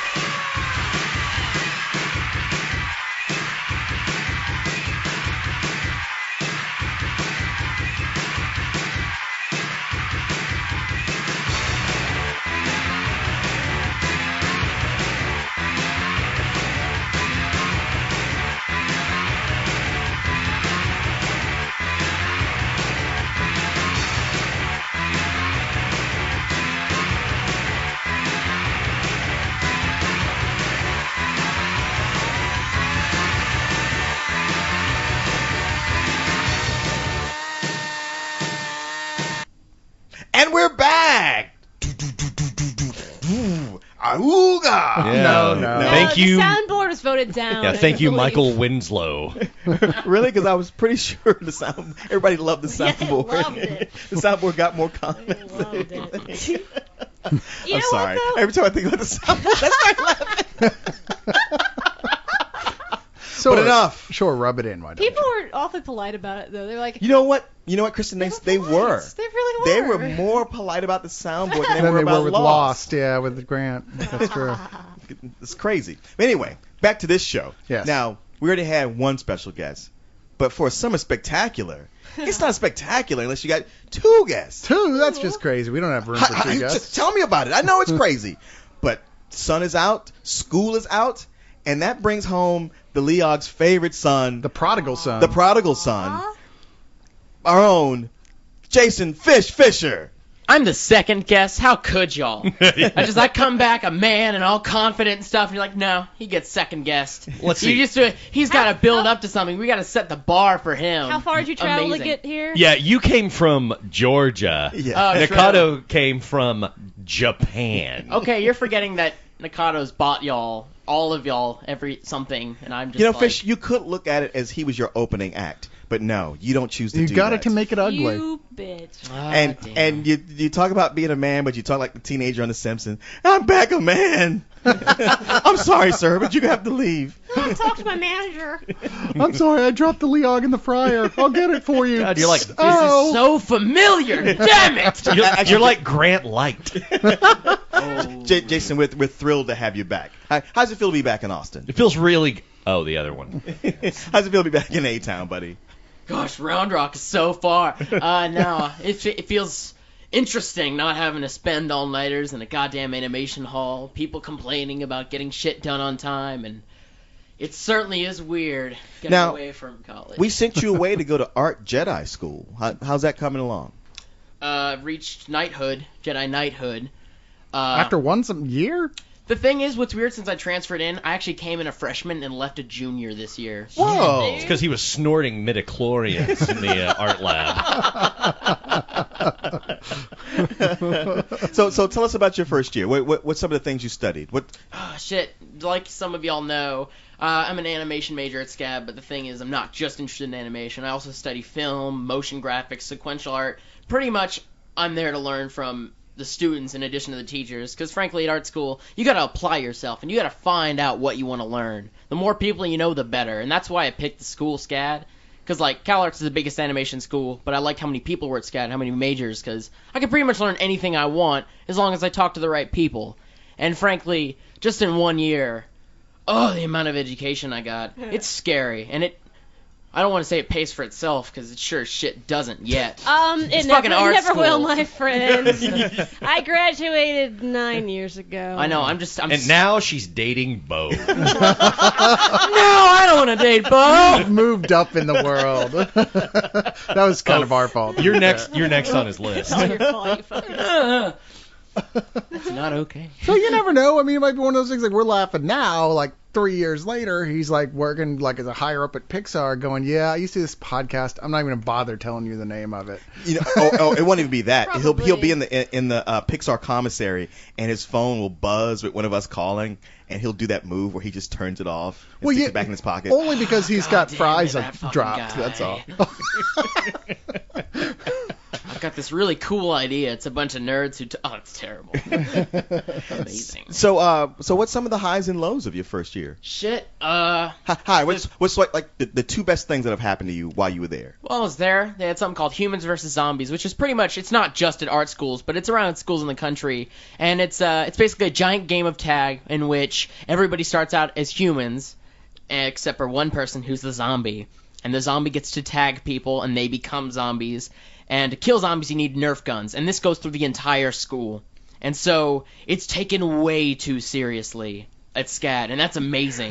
Because, like, when it was the last couple days, and they had the real human resistance, which I was part of course, because I'm a prime zombie killer, they snuck us into the headquarters. They actually set up webcams all over the campus. They had maps. They had spies on the other team. And so they were taking it way too seriously. So seriously, in fact, they actually sacrificed a bunch of people just to get rid of them. Good Lord. Did Quetzalcoatl show up? I mean, No, basically no. They were just like, okay, we need to get this objective, so we need to send these people off over here so they can die, and some smaller group of people we know can go get this thing. Sounds like that episode of Community. I know. I was thinking that too. Yeah. Okay. Well, Jason, Lowe's. What's one of the worst experiences you had? You know what Edward 40 Hands is? No. Oh, did he touch you? He's the janitor. With all there. 40 hands. No. Ew. It's a drinking game in which they duct tape 2 40s to your hands, and you're not allowed to remove them until you finish them. I didn't finish them. Don't. Really? Has Jason taught you You nothing? didn't learn shit! Sorry. God damn it! You were supposed to shine at that, man. Oh my god. It's okay. I'm we sorry. have a I'm summer. actually better at Call of Duty though when I'm drunk. It's amazing. What's the point of college if you don't come back with a high alcohol tolerance? I'm Yeah, totally I didn't. mystified. What's the point of Leog if you don't go to college with a high alcohol tolerance? That's true. Yes. I tried, guys. I tried. Although, Jason, I gotta say, like, just the little bit he's told us so far, I feel like you and I need to pull like one of those 80s movies where we go back to college for some reason and school these kids on how to do it right. Makeover. I've been He's just getting me saying Yes. shit faced. how badly I want to go back to Savannah again. Well, start a fraternity. I can see Jason with his pants hanging down low and stuff. They're going, "What's up, my homies? What's happening?" Okay. Yeah, no, it would No, be I'd be more likely to come back as a hipster. No. I Which- mean the other, the Oh, the other- actual This is Jason. like- Oh, he comes back as a hipster. Yeah, Now that'd yeah. be No, really no, funny. we'll go. We'll be like Chevy Chase and Van Wilder. Yeah. We'll run that place within a week. or Rodney Dangerfield and back Yes, to school. yeah, right. Okay, I will Rodney- be doing the Rodney triple Dangerfield. Lindy. I was gonna say I can do He a gets to triple play Lindy. Robert Downey Jr.'s character. I won't survive, but I can do it. That's a great trick, Cyrus. How do you do that? Sorry, I can only do it once. It's like Daffy Duck. And Yeah. Please put me on the backboard.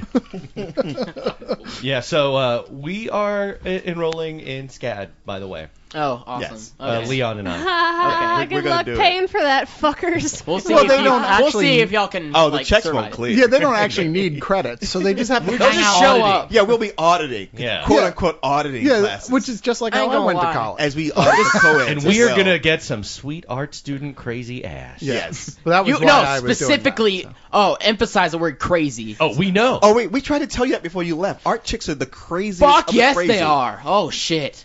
It's like they're not fun crazy. They're crazy crazy. They're like, hey, I'm gonna move into your dorm on your floor because I like you very much. Crazy. It's No. gonna- If ever there was a need to have a utility belt with smoke pellets, that's when you need it. I was gonna say though, if there's ever one place that no No, matter that's- what you don't want to date redheads, it's art school because it's already bad enough.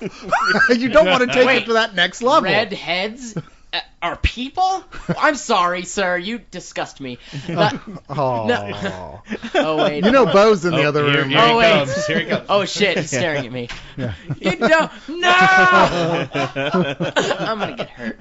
Anyway, Well, moving on. Well, Fish, I got a question from you. From What's up? Siri spills octopus.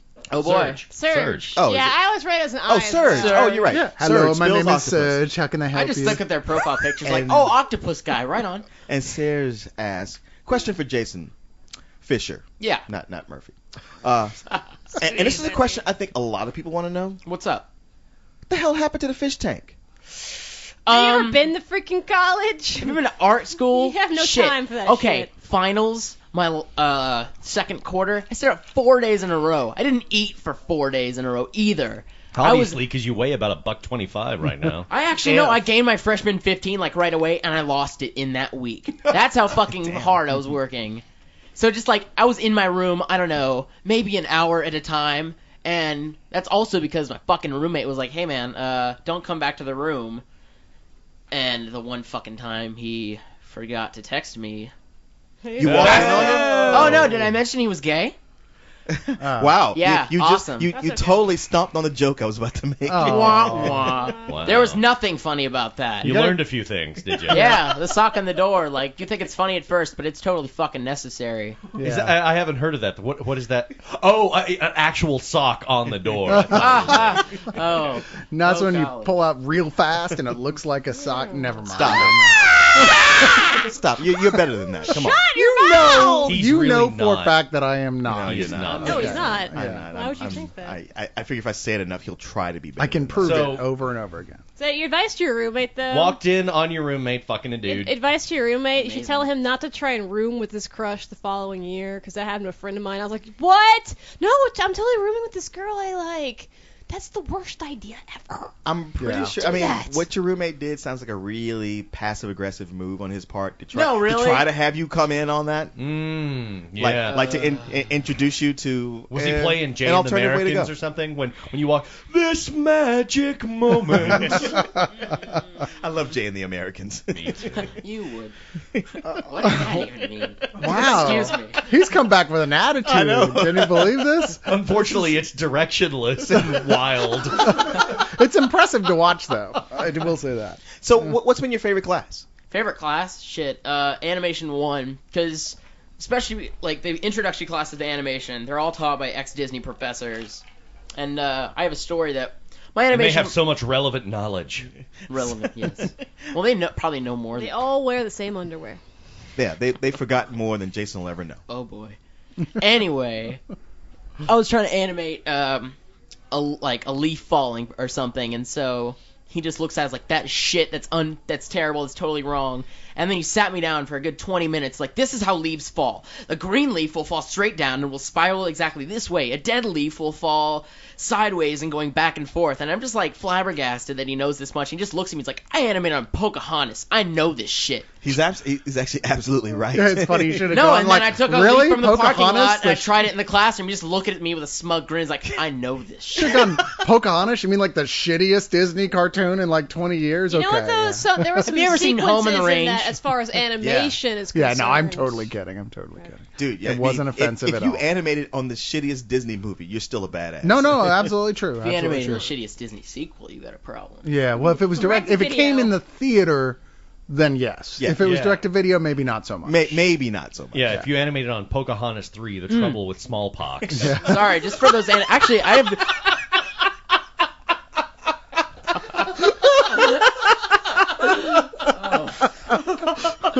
I love the big musical number, blankets. Yeah. We just need blankets. I've got a beautiful blanket. I'm very itchy. And it ends with a cough. That raccoon. It's like in the movies, like any movie you watch, when a character does this, They're They're dead. gonna die. They're Oh, dead. Tiny Tim, no. I don't even know why they bother doing that. in I know, entertainment, like because it cracked me up in Gran Torino where Yeah. they do that with Clint Eastwood when he does it. Are you okay? No, I'm fine. It's like, oh man, You know, and he telegraphed his death well, it's like funny because that. like in real life, we all know that if anybody does that, they are probably indeed fine. I don't think twice about it. But nobody coughs in entertainment like as just a normal everyday cough. They don't do that. They cut that shit out. We all know guys, that. Yeah. I So- think I saw Leon coughing in the other room.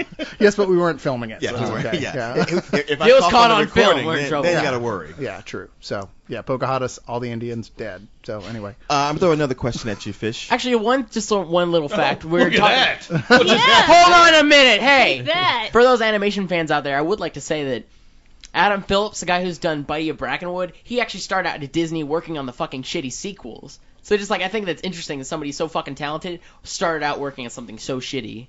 Just wanted to throw that in there. Continue, Leon. Well, you started out here, so we'll see what Yeah. happens. All right, my question to Fish: what new tricks have you learned since you came back from SCAD?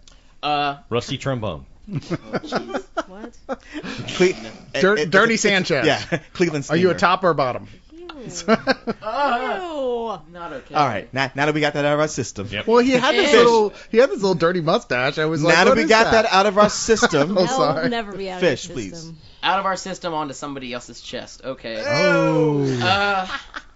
What I've learned, I've actually started to learn 3D, which is a motherfucker. Is it still kicking your ass, or have you gotten over the Oh hump? no, it's just I'm still trying to work on it, but I've done Flash since I was like 15, and so switching to Dimensions is just it's Oh, a wow. bastard. And so Wait, just since you were 15, it's only 6 months ago. Oh. Oh. that's all. And not That's entirely groans? untrue. I get groans for that? Come on, that was It's been good. at least 2 years. Then again, just like we should start groaning more when we make jokes at you. I feel bad. I was making an old joke a minute ago. Anyway, no, I just seriously I am trying to learn more about sequential art. My roommate next year, he's a big fucking sequential artist, so I'm probably gonna be like, hey, I like the kinds of pens you're using. Can I borrow those? Can I play with that? No, you can't. Don't touch the microns. I'll punch you. What's wrong with the microns?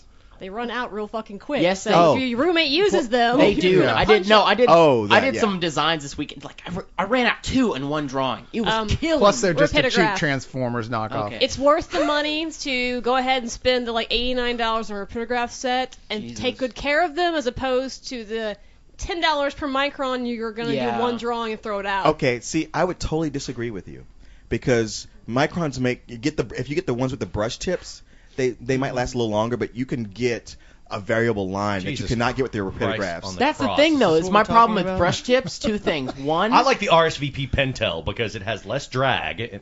Come on, fuck. Yeah, seriously, I'll allow I'm them sorry, to talk the people about with anime. talent are talking. Listen, Leon. No, the problem with brush tips is I feel like they break apart too quickly, but and also they get stolen, motherfuckers. Anyway, sorry. When I came back to Savannah from winter break, Yeah, he did. He was right. every one of my friends like, I like zombies, but what's The Walking Dead? I was like, I gotta get you into this. Every volume, every issue I had up until that point, stolen. Every issue of Kick-Ass, stolen. So it wasn't that guy, though, right? It's the same guy who's been ripping off the other members of Leog. We know you're out there, Roland Yeah, Tomasi. asshole. Fucking dick. Rolling Tomasi. well, man, that Walking Dead, that really sucks. No, but Yeah. the good news is they reimbursed me partially, and I got the compendium, which is Oh, even better. well, that's better. Yeah, But okay, it's you still scored. like, I haven't even been able to touch it. I haven't had any fucking time. Yeah. But That's too bad. shit, I'm sorry. What was the fucking question? How could we possibly know? Oh my at God, this I point? Fish is I don't talking think too it much. even I'm sorry, matters. guys. at It was this what point. did you I'm learn? kinda- I think like an hour ago. And just real quick, the way he wrote this is hard to understand. Was Let it me like go- art direction? Somebody else asked about No, the fish. How did that whole bring in legions of Spilios to SCAD to start your own podcast, or at least a group of people that wear leather jackets and walk down the hall snapping simultaneously? How'd that work out? that? It works. Wah wah. 2 things. One, it seems as though some of the Spildos who I've talked to who want to go to SCAD, they're having a little bit of trouble. Either it's financial or just they don't know if it's the right fit. Secondly, walking down this Broughton in full zombie makeup is way fucking better. Because they did a special screening of Zombieland with the effects editor, or like the effects artist for the movie. And on our way to that, me and about, I want to say a dozen other friends went up in zombie makeup down Main Street, Savannah. Yeah. Going at the 5-star restaurants, slamming on the windows, screaming in their faces, watching them jump, and It's just hilarious to me that he describes their 5-star restaurants in that main drag, because when I was there, it was the wig shop, the really ghetto, like, nickel and dime store, and then some really ghetto dance club. So anyway, after your parents got you out of the holding cell, what happened? before What did you have to do in the holding cell? Dressed up like a zombie. that's where I learned the most at SCAD. But actually, they do ghost tours and haunted tours in Savannah, and we chased after some of them in zombie makeup. I'm like, is this part of the tour? I want you to listen closely. Okay, go I'm only ahead. going to say this once. I'm proud of you. Really? Yes. Yeah, we all are. Yeah, Except we for all failing the 40s thing, because You got to get your drinking quotient up. That's true. But beyond that, you're doing great. We're all proud I'm of just you. like, I weigh like 100 nothing pounds, so I've got like no metabolism, so I'll work on that. Yeah, for so sure. did I when I was your age.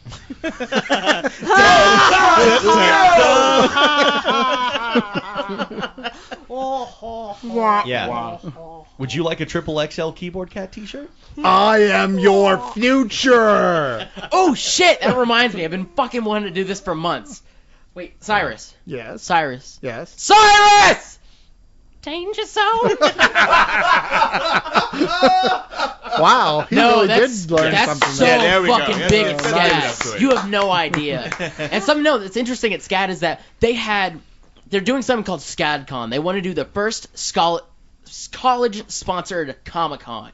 This year they tried it out. They did one day with like a couple panels in an artist alley. They had a writer from Adult Swim come in. They had a producer from Archer come in. The Adult studios are Swim's down like- there in Georgia. Yeah.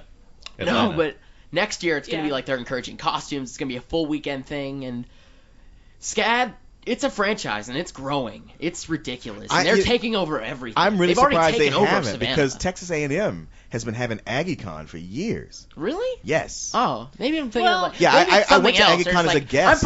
I'm sorry. I must be mistaken, but just like It's huge. there's something. That's weird. Well, Oh, I'm previously there's sorry. been Dragon Con in Atlanta, and now it's SCAD as an Atlanta campus. Curse me. Okay. But yeah, I mean that makes sense to me. If you're going to have a sequential art department, you should also have some sort of con to bring Sure. people in. Maybe you could start your own FishCon. Fish boy. con. Fish That's con. lame, dude. I don't know. No, nobody wants People that. just come there to get some sort of seafood market. tackle boxes. I- I came here to buy snapper. I think they should make a convention just for people who are fans of David Mamet's early works and just call it ConCon.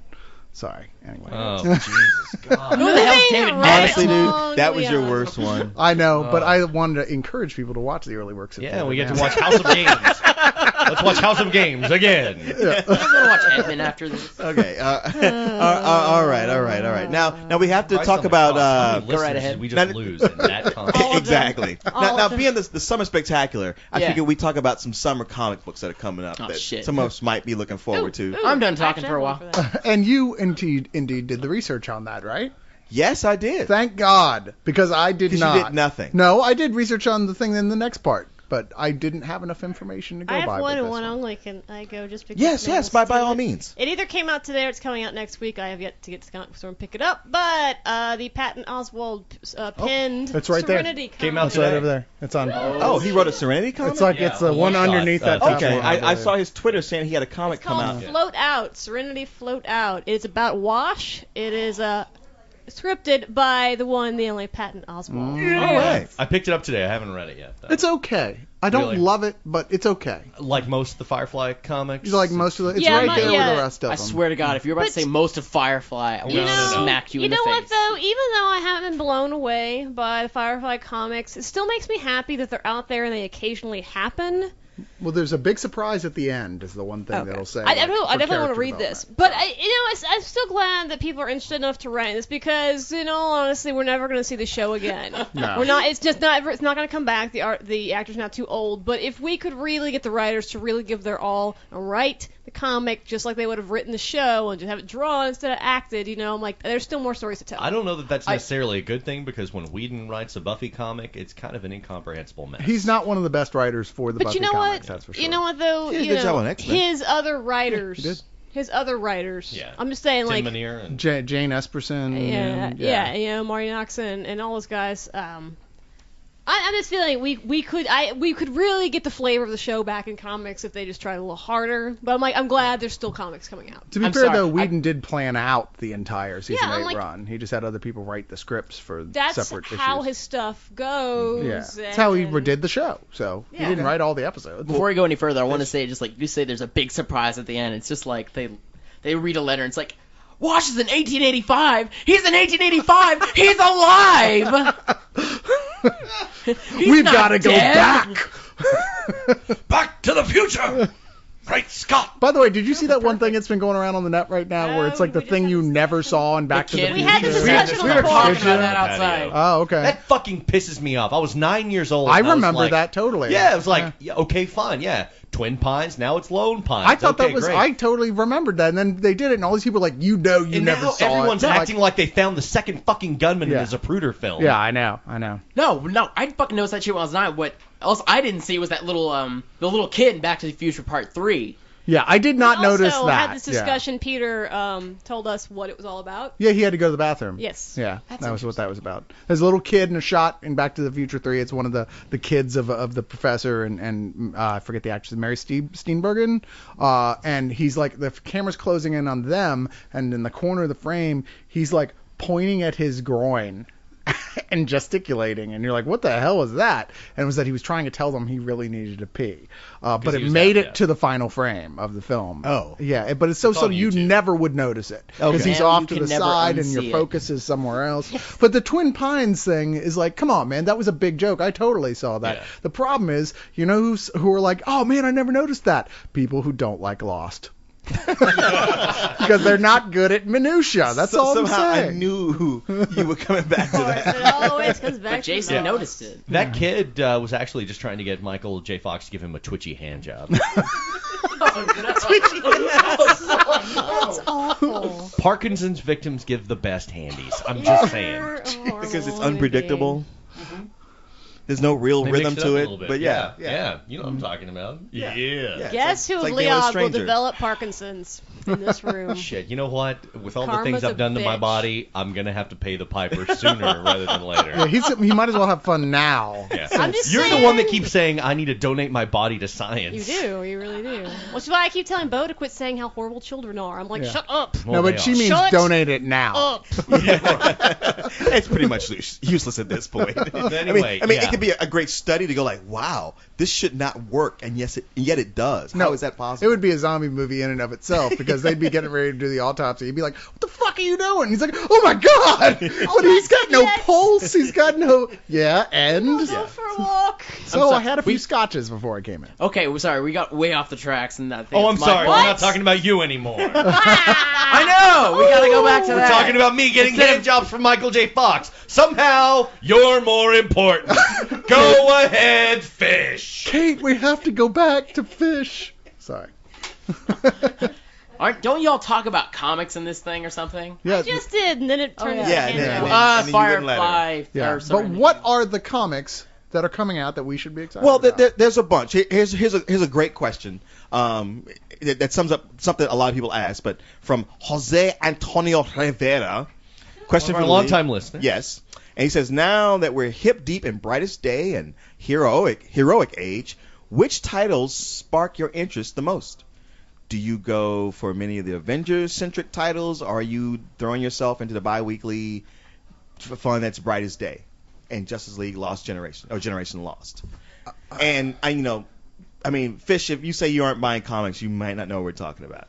Yeah, just like I knew about Brightest Day, but like I don't know anything about like Siege or anything that's fucking going on. I'm like 10 issues behind on everything that I usually read. So All right, sit back. I guess that like. But Siege- Cyrus, I know you're buying, and you and Jason both are I'm buying things. these. I've only read one of the Heroic Age books, and that's the actual Avengers #1 of it. I haven't Was read it Secret any of the Avengers, rest. or was no, it New no, Avengers, It was just the or Avengers Avengers. It was the regular Avengers. I haven't read any of the rest. I want to. I'm looking forward to it. Nakato apparently has read a few of these, so he's going to jump in on the mic here for a second. Yeah, Nakato, come in. Yeah. Well, you're talking about Blackest Night versus the Heroic Age, and to me, I've checked, I've scanned over some of them.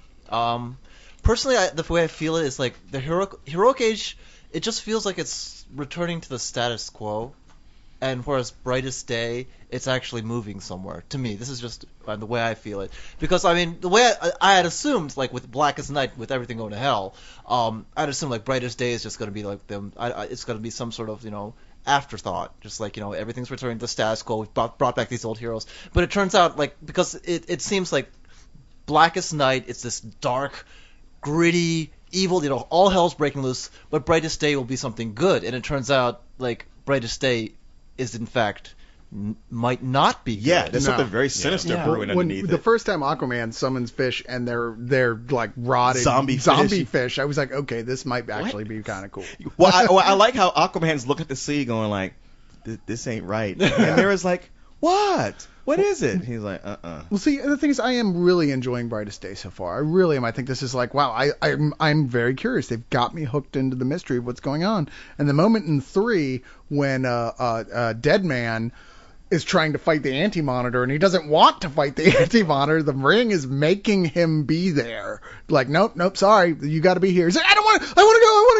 It's the Anti-Monitor. I can't fight the Anti-Monitor. It's like, nope, got to fight him. And so he's like closing his eyes and looking and pointing the ring at it, and like, I don't know, the spirits, the whatever of all the people that came back because of Brightest Day just rush at Anti-Monitor out of the ring. And the thing is, like, I mean, I've never really known much about Dead Man except like, well, he's dead, Yeah, and that's his just power. like he plays such a pivotal role in that.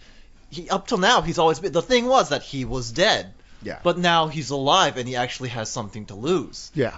And it's just much more interesting, like to see that new sort of development for the character. What about Heroic Age? You've probably read more of those. I've been reading quite a bit of Heroic Age, and I love it. Yeah, same here. I just had the argument with Randy outside since he is against all things Bendis. Yeah, but, he hates Bendis. I've been reading most of the Avengers titles. Avengers Prime came out today as we're recording this, and that was really about the big three: Captain America, or Okay, I haven't got that one yet. Rogers, Yeah. Thor, and Iron Man. and they are repairing the damage to Asgard that was done by the battle at the end of Siege. I thought it was pretty much destroyed, really. Pretty much, but there are like some magical portals and everything, and those things have been damaged, so... And it was in Oklahoma, which is lousy with Home Depots. yeah. So it's pretty easy to fix, all things considered. Well, yeah, and it's written by Brian Bendis and drawn by Alan Davis, and they end up getting transported to some medieval realm. At one point, Thor remarks that he's in Vanaheim. But you've got this great scene with Steve Rogers lost in the woods, and he comes across this hut, and it's full of goblins. And they're all in there just, like, eating and everything. And he's like, hello, gentlemen. I'm a friend of Thor. I am looking for Thor. Can you tell me where I might find him? I'm lost. And they look at him. He has and to roll a saving throw. Yeah. And they're like, Thor, I'm so Thor, I can hardly walk. Yeah, Come on. Stop it. It's a classic. Stop it's over fucking there. retarded. Can someone put a shock collar on him? Anyway... Okay, the to be goblins fair, freak out, you've they used that say- joke before. The goblins freak out and they say, eat him. And then you've got Steve Rogers whipping ass on all these goblins. He's like, obviously I misread the crowd. Well, now I haven't read Avengers Prime. I read Secret Avengers and New Avengers, and Very different books. yes, very different. And New Avengers seems to be where Bendis gets to like play out all his banter. No, New Avengers hasn't come out yet. You have read Avengers. No. New Avengers is Luke Cage, The Thing, Wolverine, Spider-Man. Yeah, I didn't see. I was in the store today. Yeah, that one Some comes out like new next week, I Avengers. think. Secret there's Avengers is Avengers, out. and then there's New Avengers. And then there's Secret Avengers. You have read Avengers. Yeah. Okay. Wow. Okay, the one I read had like everybody in it, Yeah. tons of banter. Okay, tell me this. It's the one where Kang Yeah. shows up. That's Avengers. And they go like, Kang, you son of a bitch, we're going to kick your ass. He's like, no. I'm here. Normally I would fight you guys, but I'm from the future where your kids, the ones who are in that shitty anime movie. No, your kids, Marty! Yeah, that's what I thought, too. Right. Your kids have ruined everything. Yeah. And you guys have to go to the future and stop your kids from ruining things. Talk And your kids out of being douchebags. Yeah, and I'm not going to tell you Good how to luck get with there. that. I'm not going to help you do it, but you got to do it. And normally, and Tony Stark says, oh my God, he's got the Doomsday device that I was going to create but didn't, so he must be on the level. And Kang disappears, and they all go like, well, I guess we got to do what he says. And I'm Which just is like, how do they not go, oh, dude, fuck you. When has Kang not been full of shit? Exactly. And in fact, we've Right. already seen at the end that he is full of shit. Yeah. It's just how dumb are these heroes? Yeah, I mean, they would just be like, Not to this is- mention the fact that really you're thinking who's the best person who could go talk their like young adult kids out of being assholes? Their parents? I don't think so. No. This had a lot of great moments in it, though. It did. No, it did. It did. It's- When Kang first shows up, everyone's like, "Oh my God, it's Kang!" And then Thor just unleashes on him, and someone says, "Yeah, that's what it's like being on the same team with Thor." Right. And Spider-Man's like, "That was awesome." I had a very cute Thor story. I got an email from my 61-year-old mother. Hey, Kristen, I went to go see Iron Man 2, and did you stay behind after all the credits? Because I didn't understand the last scene at all. So I then had to explain to her who Thor was and why that was relevant. But I thought it was awfully cute that she went to not only go see it, but she wanted to learn more about comics. So I That is awfully cute. was like, oh, Mom. Precious. That was. Okay. nothing. I'll give you that. That was cute. That's cute. Although she may be setting herself up for a big letdown. I will say that, as much as I've heard about and read with the Heroic Age, I am not totally on board yet. Really? I mean, I like the artwork they've been doing for these issues a lot. I really do. And I like the fact that Marvel's like, we need to just stop doing all these big crossovers for a little while. Yes. I was like, yes, okay, so I'm behind that, but there's nothing intriguing me about the story. Okay. Maybe that's a good thing. Here's the thing. Not so much an overall story, okay?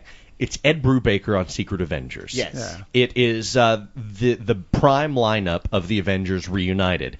It is Matt Fraction on Thor, Matt Fraction on Iron Man. Yeah. There are so many great title creator pair-ups right now. Yeah. I You're gotta say right. one thing I like about Iron Man in all the Bendis books and in the Matt Fraction book is like he goes like, wow, you know what? That whole Civil War thing I did, that was kind of fucked up, but I still believe in what I did, and I'd do it again if it Yeah. came back around. Yeah, it's handled really well in some of the new ones because Tony Stark has rebooted his brain, long story, and he doesn't really remember all the Civil War stuff. And I think I brought this up in a Leog a couple of weeks ago where Thor confronts him and he's like, Stark, we would have words, and they're talking about the whole Civil War thing and all the nefarious shit that Tony Stark pulled. And Tony Stark tells Thor, he's like, yeah, Thor, and I'd do it again. And Thor's like, that's the Tony Stark I remember. You did not wilt. He's like, it is good to know you, So Stark. he's back now without the memory of anything that he actually did, being a douche, He right? backed up his brain, basically, like a hard drive, up until right before Civil War. So he's figuring all this shit out. So it's like half of me is kind of upset about that because I'm like, man, this guy deserves to suffer for being that big of a dick. He deserves the real guilt of having gone through all that, of all that punishment.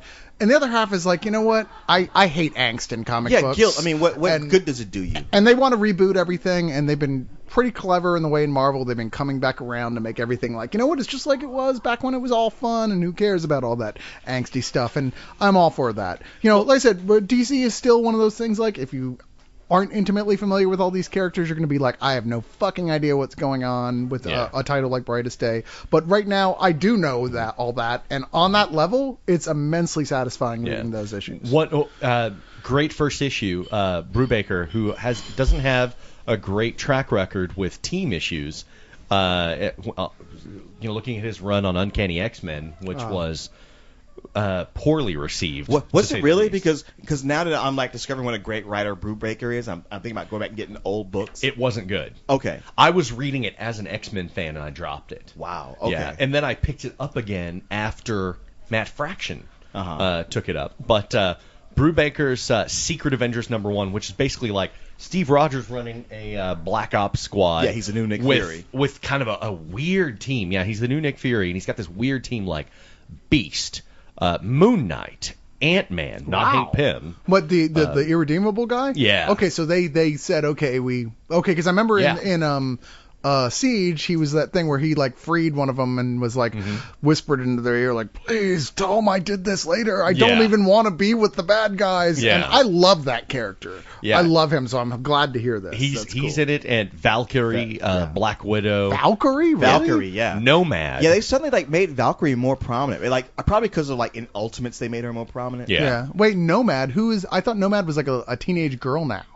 No, not the. I'm sorry, not Nova. Nova. Not Yeah, Nomad. okay. I'm sorry. Yeah. Nova. Yeah, I apologize. Yeah, Totally DC's different. Green Lantern. Okay. Yeah, pretty much. But yeah, it's they've got these like Black Ops operations. I say DC's, I mean Marvel's. Marvel's, I know what you meant. Yeah. They've got these Black Ops operations going on, and all sorts of superhero intrigue, and Roxxon trying to get the Serpent Crown. But towards the end of the issue, they end up going to Mars, and so it's kind of all over the place. But it's really good. Okay. Yeah, you've got me more interested now. Maybe I will go pick up those issues. And not to have this segment drag out for too long. I don't know if you're reading it, but X-Men Second Coming is running right now, and it's awesome. No, isn't that an attempt to do kind of the same thing? To go back and sort of go, here's just us with the core characters? No. It's not? No. Okay. No. It's a crossover event, but it's really good. It's so far I've really enjoyed it. Yeah, I picked it up because of your recommendation. I was looking at it at Tribe Comics, and I was like, wow, the artwork on these is beautiful. And I read one in the store, and I got into it. They had the Death of Nightcrawler. Okay, writer, artist. It's all the different books, all the X books. Oh, I see. It's a crossover. But okay. Nightcrawler got killed. Wow, God, it was really heart wrenching. Like I really teared. It was really sad. Like it was like one of the few comics that made me cry when I read it. I mean, I choked up. I mean, his dying words where he rescued this mutant messiah, this young girl who hasn't even manifested any powers yet, and she's like, "I'm so sorry, Mr. Wagner. I'm so sorry." And he said, "No, it's okay. I believe in you." And then he dies. Good Lord. Yeah, it's all about because she's the future of the mutant race because there's been no new ones born in so long. And then, did you read the funeral issue in Uncanny X-Men? Yes. Jesus God. Wolverine's soliloquy at Nightcrawler's funeral? Yes. You think he's not going to say anything, and then when he does, when he gets up to speak, it just tears your heart out. It was and Hank rough. McCoy's all in Cyclops' face, like, dude, this is on you. I blame you for this. Picture him getting up there going, amazing. It almost was. It was fucking heartbreaking because Wolverine he finally he doesn't say anything the whole episode and he's obviously really upset and he steps up to the mic and he basically says in front of everyone, he says something to the effect of, he was the only guy I ever knew who treated me like a man and not some damn animal, and now he's dead, and for what? I was like, God damn it, and then he just like walks off. Yeah.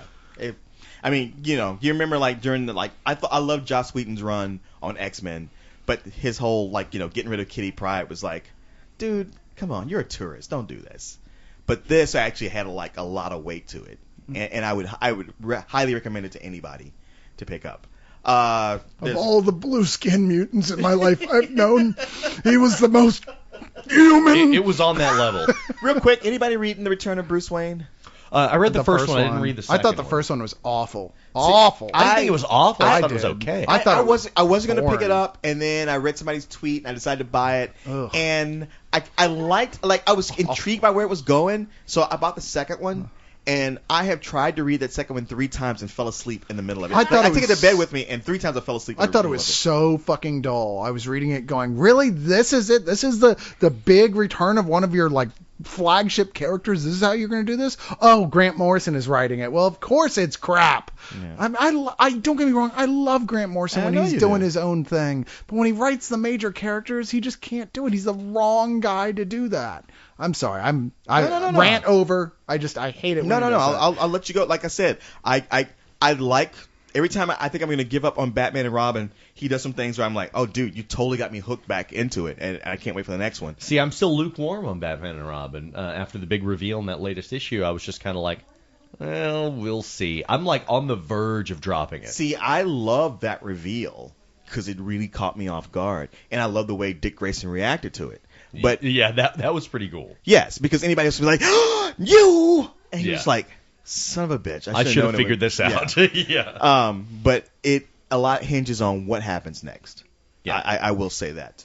I'm determined. I actually picked up a lot of the issues because you've been raving about Batman and Robin got better. I haven't got a chance to read them yet. I Yeah. will, but even so, I'm sure it'll do that thing. It'll win me back and then it'll lose me totally. Yeah, again. you know what? It'll It's win me totally back. one of those things. And Grant I'm Morrison's on the just one verge of of those dropping guys. it. I really am. I mean, I like it, but I'm just not that invested in it. I'm And- way behind at Red Robin, and everybody's telling me that's gotten better. See, and better. every time I read one of those, I don't think they're that great. I bought the new one with him and Ra's al Ghul having their huge fight.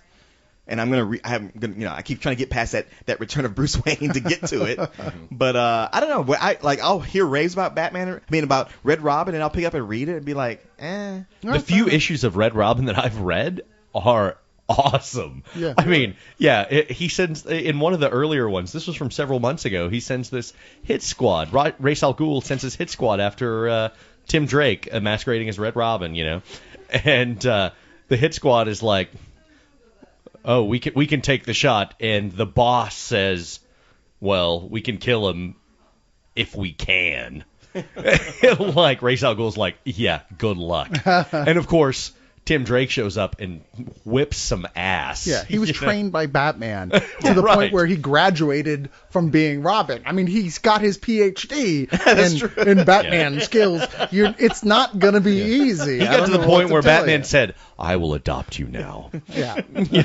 Because it's like with with Jason Todd or even with Dick Grayson, he was always on the fence. He's like, I could kick you out of the house at any time, man. I feel the same way with Dick Grayson as Batman as I do with Bucky as Captain America Which is now. a- I'm like, which you is know the what? next question. They fucking earned that shit, Yes. and they're good at it, and not for a minute do I question their capacity to It's like, fulfill that role. here's the thing. When I beat Grant to death in a warehouse and then blow him up, Fish, you got to be ready to step into the cowl. Yeah.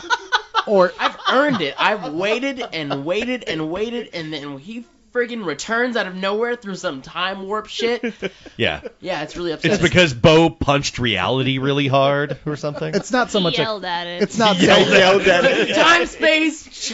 it's not so much a cow as a pair of yellow underoos and a tutu. By the way, I'm very surprised that none of y'all heard Bo a few seconds ago. No, we heard him. Yeah, okay. I was just trying to ignore him. Outside. All I heard was, Bo, stop masturbating! Out of context. Which and is and why for I the got record, yes, please do stop. We have neighbors. Okay. Anyway, Well, Cyrus, you bring it up about Bucky becoming Captain America. It's like a question from the Tumblr, and I'll roll it into a question from Who Was That Masked Man? It's like, what are your thoughts on Steve Rogers' new job as the new Nick Fury? Awesome. And what, if any, Avengers titles are you going to read? But also, what do you think of Bucky's role will be? What do you think Bucky's role will be after Steve Rogers returns to Captain America? Well, they've kind of established that. Have they? Well, in the sense that Steve Rogers isn't Captain America and doesn't want to be Captain America. When he inevitably does. Inevitably does. It will happen. They'll kill him. You think they will? Oh, yeah, absolutely. I think it's going to have to be something big. I think it's terrible that that's what they're going to do. I think I it's guess you're totally right. fucking lame. But I think they'll go over the options. They'll go, well, we could give him a new superhero. He could be the new Nomad Some new again. hero, a new Nomad. He could go back to being Winter Soldier. And those are lame options. True. And no one would read those books. It'll have to You'd be something like, okay, huge. I mean, it will have to be, story-wise, if they have any sense, it will have to be something that is just as epic as bringing him back. It's it has to be a super tragic event. It will be an event in comics when it happens, and it's circular because, Captain America believed him dead before, went through all this, and it's the only thing that makes sense if you're going to force him out. And of it the looks suit. like they're going to take some time in doing that, which I'm really grateful for. Yeah, very much so. Well, I had one. It's already 3 issues in, but the Guild comic is out. If you're a fan of the Guild or I Felicia forgot about Day. that. Gay. Stop. I'm just kidding. Again, Felicia I haven't read it. I don't know. Day. I like the Guild. What He gay? just says that with any book that starts with a G. I've got the first 2 issues, and it definitely was interesting enough for me to be like, oh, I'd like to pick up issue 3. Issue 2. I would like to pick up Felicia Day. Wouldn't we all? I'm closer Except to it she's than you. dead. Hey, I've actually met her. You've only met her mom. She died when the death ray exploded. That's Penny, not. Oh, Felicia sorry. Day. I have a hard time with reality sometimes. That- Ever since Bo punched it. Yelled at it. If you are a fan of the Guild, I think you should definitely pick this up because it's kind of their origin stories and how they all met. And as of right now, I Well, think that's neat. she has met them all in the game, but she hasn't met them in real life yet. And she's the one writing it, so she's going to keep with their dialogue and everything. So I thought it was pretty cute. Then the second cover was done by my buddy Christian Donaldson, who also... really? Yeah, there's two. wow. There's 2 covers, but yeah, Christian did the kind of one with there's a really neat kind of Art Nouveau style background, and I just was like, oh, Christian did this. Now I have to pick this up. Haven't we interviewed him on, Donaldson? I don't think so. Maybe at a Staple. like, for one of the staple things? Probably one of the Staples. Maybe we did at Staple. By the time Yeah. we're finished with those, I'm like so tired I can barely Yeah. think straight. So. Christian's the guy that punched one of the people who fucked with the artist at the live art show. Oh, So he deserves extra respect from me. indeed. A But, puncher. Yeah, Other than go check Jason. the comic out. Well, cool. I would also throw out there the new Black Widow comic. I'm a huge fan of. Really? And yeah, have you read any of it? No. It's really good. And Bucky and Wolverine show up a lot in it because it's like all the spies. Who Because it's are connected. Wolverine. Yeah, and Winter Soldier. You're gonna have the spy community in it. But I love the artist Daniel Acuna. Oh, yeah. who does it? He's I like like him. my favorite guy right now. But yeah, it's really good stuff. Only 2 issues are out, so you can still jump on.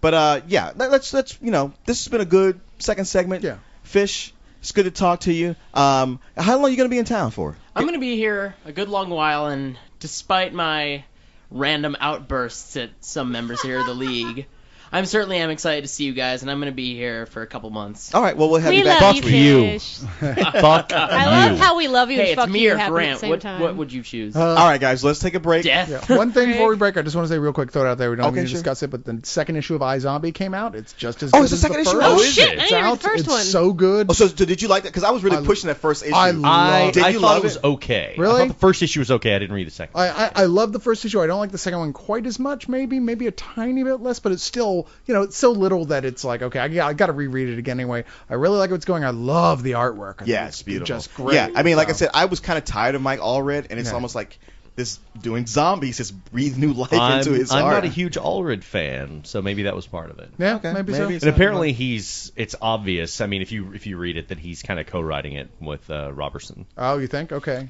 That seems to be the prevalent belief. Well, we'll see. We'll have Chris on the show Yeah, before too yeah. long. Matter of so- fact, if you want to have him next week, I can probably pull him in. well, Oh, let's right. do it. All right, All right, but for now, But for now, let's take a break and listen to some music.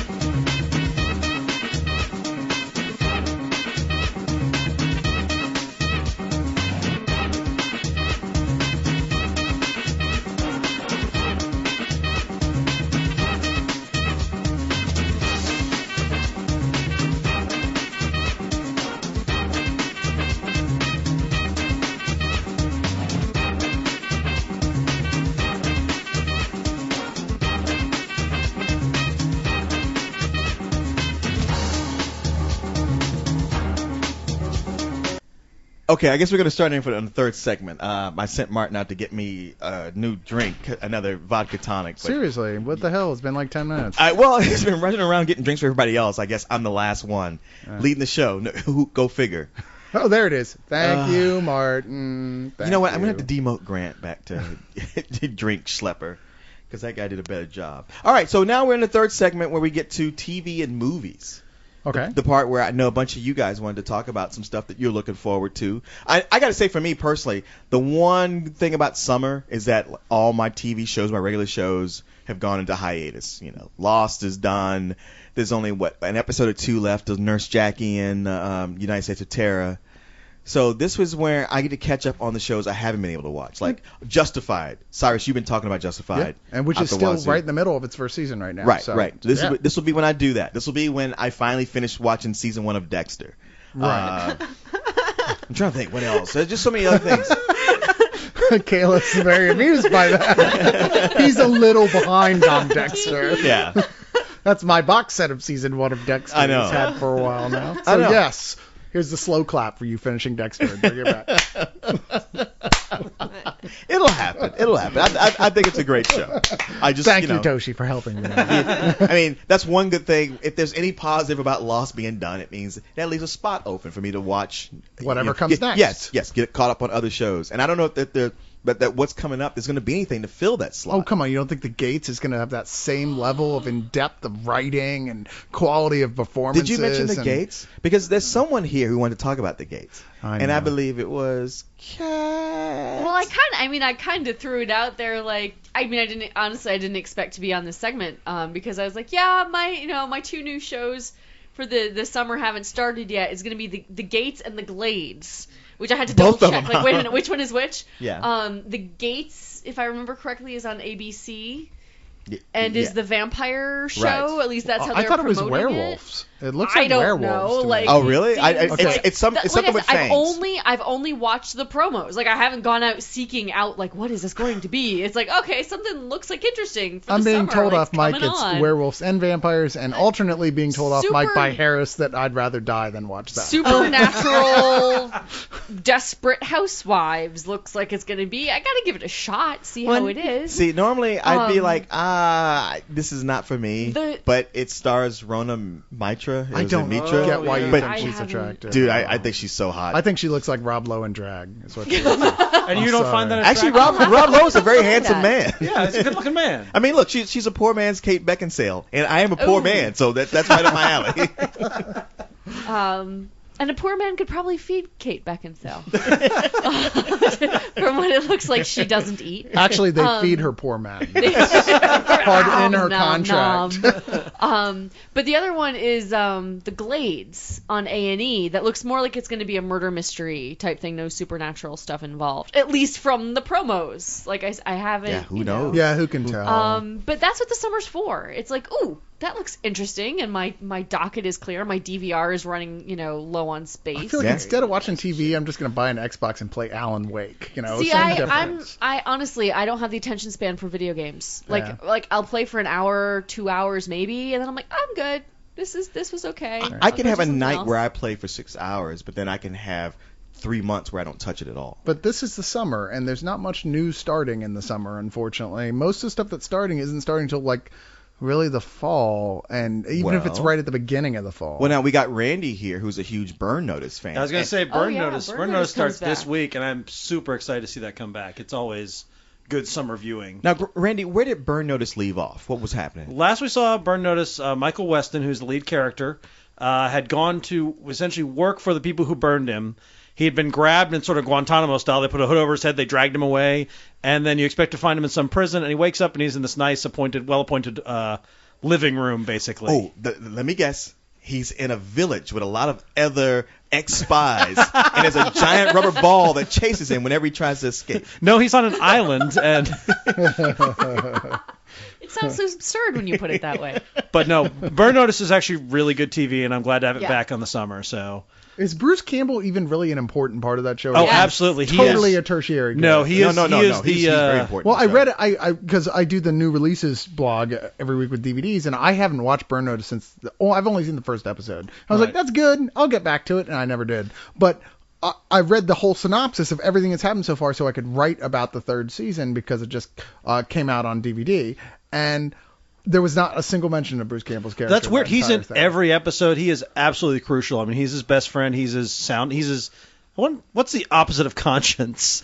He's basically the guy who He's the devil on his Anti-Jiminy shoulder. Cricket. yeah, he's in some ways his devil on his shoulder. He's the guy who's still who's he just wants to drink and get laid, and that's about it. He's not as morally driven as Michael is sometimes, which is not actually 100% accurate. But he's the guy sort of having fun with the whole thing. Okay. And he is definitely he's a crucial part of the show. Fair enough. I have to say, Harris is a big fan of Burn Notice as well, and he kind of had me at some point like, oh, we're sitting down, oh, let's watch this, kind of, and I like dropped in the middle. I was thinking, okay, yeah, whatever. But I have to say, I want to go back to the beginning. I've seen maybe 8 episodes or so, all told, kind of spaced out, from here to there, and not in a row. I really want to go back to the beginning and start this. It's really good. Well, that's another one where I watched the first season sporadically and got to the end of it and liked that cliffhanger, and then they sent me the second season on DVD, and I could never get it to work, and I was like, wow, this DVD screwed up. Didn't realize that my DVD player needed to have the software updated to read the disc, and then almost a year later when I did that, it's like, oh, well now it plays fine. But, it's too late now. It's too late now. Yeah. You're watching other stuff. Yeah, exactly. But it's the summer. True. So you have time. True. You can go back. Yeah, True. there's stuff. I wish we were just going ahead and talking about the fall, but we can't yet because we'll do our own. Sure. We'll definitely be doing a fall television episode at some When point. does that when does that Rubicon show? I was wondering about that because I know summer? Grant's really into that. I think it's summer. I don't even know what it is. I just know it's on not FX. It's A&E. It's AMC. AMC, that's right. And those yes. guys have not made a bad TV show yet. True. In fact, they haven't made even just a good TV show. They've all been great. It is funny because those commercials for Rubicon, they show a guy running up and down stairs and hallways like there's a big mystery going on. They don't give you any idea what it is that he's searching for. Is it about Julius But Grant's Caesar? all into it. Yeah, there's 2 big conspiracy mystery shows that are coming out. One is Rubicon, the other is called, funny enough, The Event. The Event, which is not till the fall, and it looks good. It's got Jason Ritter in it, who I actually like. Who's that? It's John Ritter's son. Oh, okay. And now he's starting to look just like John. He didn't when he was younger, but now I look at him, I'm like, So wow, does that mean he looks looks like Alex Jones now? No, he's a lot not of fat. pratfalls in this. Well, no, you event. remember when Alex Jones was young? He looked like he was the child of John Ritter and Bill Hicks. Yeah, he doesn't really look like that. Not anymore. No, he doesn't. not so Keep- much. keep your no, I hand. mean this John Ritter doesn't. But either way, this is good. Maybe this is the Lost thing. We were talking about what replaces Lost. Well, big conspiracy mystery show. Maybe that's Cyrus, You know, you know that the more we look for what's going to replace Lost, that we're never going to the find. more it. frustrated we're going to be. Yes. Yeah. So whatever is going to replace it, since they tried to tell us fast forward was going to do Ooh, it. you know what they should do? They should make a show about us looking for the next Lost. And that will be the next They Lost. should just make a show about us. I agree. Now, I got a question here from Tommy. Tommy says, Leog, with the way Universal Summer has been going, Robin Hood and MacGruber haven't done that well. Do you think they have much hope for box office possibilities for other releases like Despicable Me, Get Him to the Greek, or Scott Pilgrim? Well, Scott Pilgrim is one of those things like, who knows? I mean, Kick-Ass, I was like, after seeing it, I was like, there's no way this isn't going to make $100 billion gazillion. It was and it so shocking totally did that not. it didn't. Yeah, it but really was. and sometimes you just can't tell. Scott Pilgrim is one of those films that is borderline like weird enough that it very well may not resonate with non-geeks, as it were. It is an odd book. I mean, I'm friends with the publisher. I mean, like childhood friends, and he's like, "Yeah, this is the book we do, and I'm really proud of it." And he gave me some of them, and I'm like, "Okay, look at the description of it. I don't think I'll be into it." And then I loved it. Read it. Sure. It's like, wow, it's such a fun book. But that initial reaction is like, how do you sell that to people? Oh yeah, I mean that's the thing. As a retailer, I'm glad for the movie and everything getting out because people want to read it. Because with Scott Pilgrim, when someone says, sell me on Scott Pilgrim, I'm like, well, it's about just read it. I mean, Yes. that's the only pitch you have for Scott Pilgrim. It's the only pitch you need if you can get them to read it. But it's hard to pitch it. Strangely enough, there was a Scott Pilgrim reference in Kick-Ass. When Was there? Yes, it's when the girl that he's interested in, who kind of starts getting interested sorta in comics, and one of his friends asks her, "Oh, what have you been reading?" She's like, "Well, I've read Scott Pilgrim." Yeah. Oh, yeah. Because it's, I mean, honestly, if you have a girl that you want to get interested in comics, hand her Scott Pilgrim. That's 'Cause true. It's all about the It's relationships, a total great friendships, gateway drug. Yeah, friendships, romantic relationships, rock band, small indie rock band stuff. And it just happens to have that, like, video game metaphor, like, overlaid with it. I just got finished reading, actually, a few weeks ago. I finished up the most recent book that's come out, and I'm really looking forward to the next one. I'm only the it's up to movie number looks 5, right? amazing. I've only read number the first 3 so yeah. far, 6 but is next 5 month. is, yeah. Number 6 Yeah. is next month. Number They have a 6 is- release date. And Yeah. 7 is the last one, right? No, 6 is the 6 last Oh, one. 6 is the last one? Yeah, Okay, we were now- Was it coming up right on the before the end. movie? I wanted to point out we've got Kayla here who hasn't been with us Hi. for a while. Yeah. Hi, Kayla. Hey, Kayla. Hello. Now, you recently Guess kind of who- like handed you stacks of comic books and said, read these and see what you like. Yes. And I didn't give you Scott Pilgrim, but I think you've been reading it. Actually, Edgar Wright gave me the first Scott Pilgrim Oh, I ever wow, read. okay. So Tell me if you like this, I'll make a movie.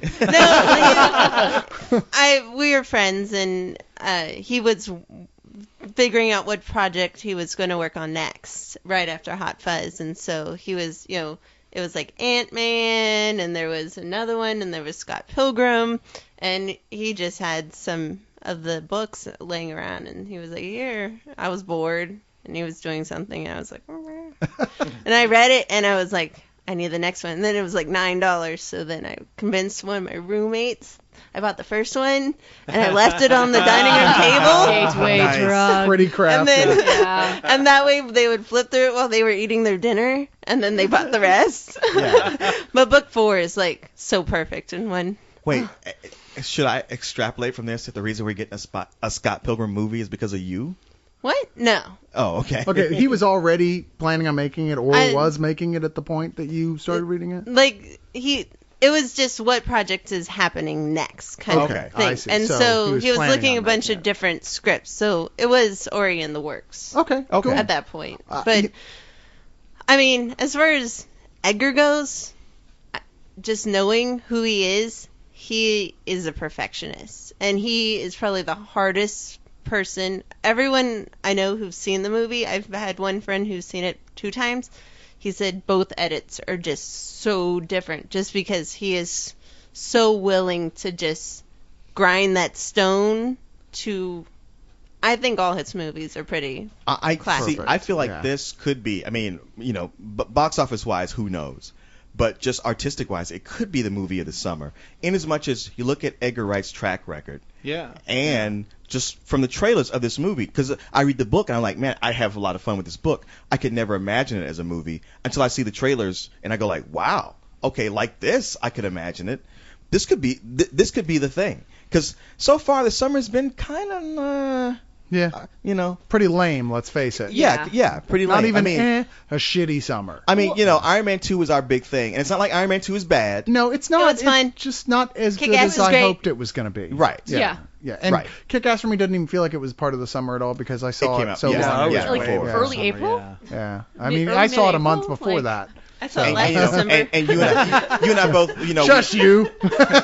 we really like Splice, but that's not going to be one that's going to win over a And lot of nor is people. that really a summer film. Yeah, really. exactly. It's one of those like little sneak out type things. And there are summer films coming out that still have a good shot. Like at being- Human do you have a Centipede. list of what It's a human centipede. Did you hear somebody at the Alamo Drafthouse got a human centipede tattoo? Oh yeah, They on got- his feet. on his hands. It was hands? Where you put his hands forearm? together Oh, and they're yeah, connected. okay. Oh my That guy God. needs to be talked to. I'm gonna call his mother.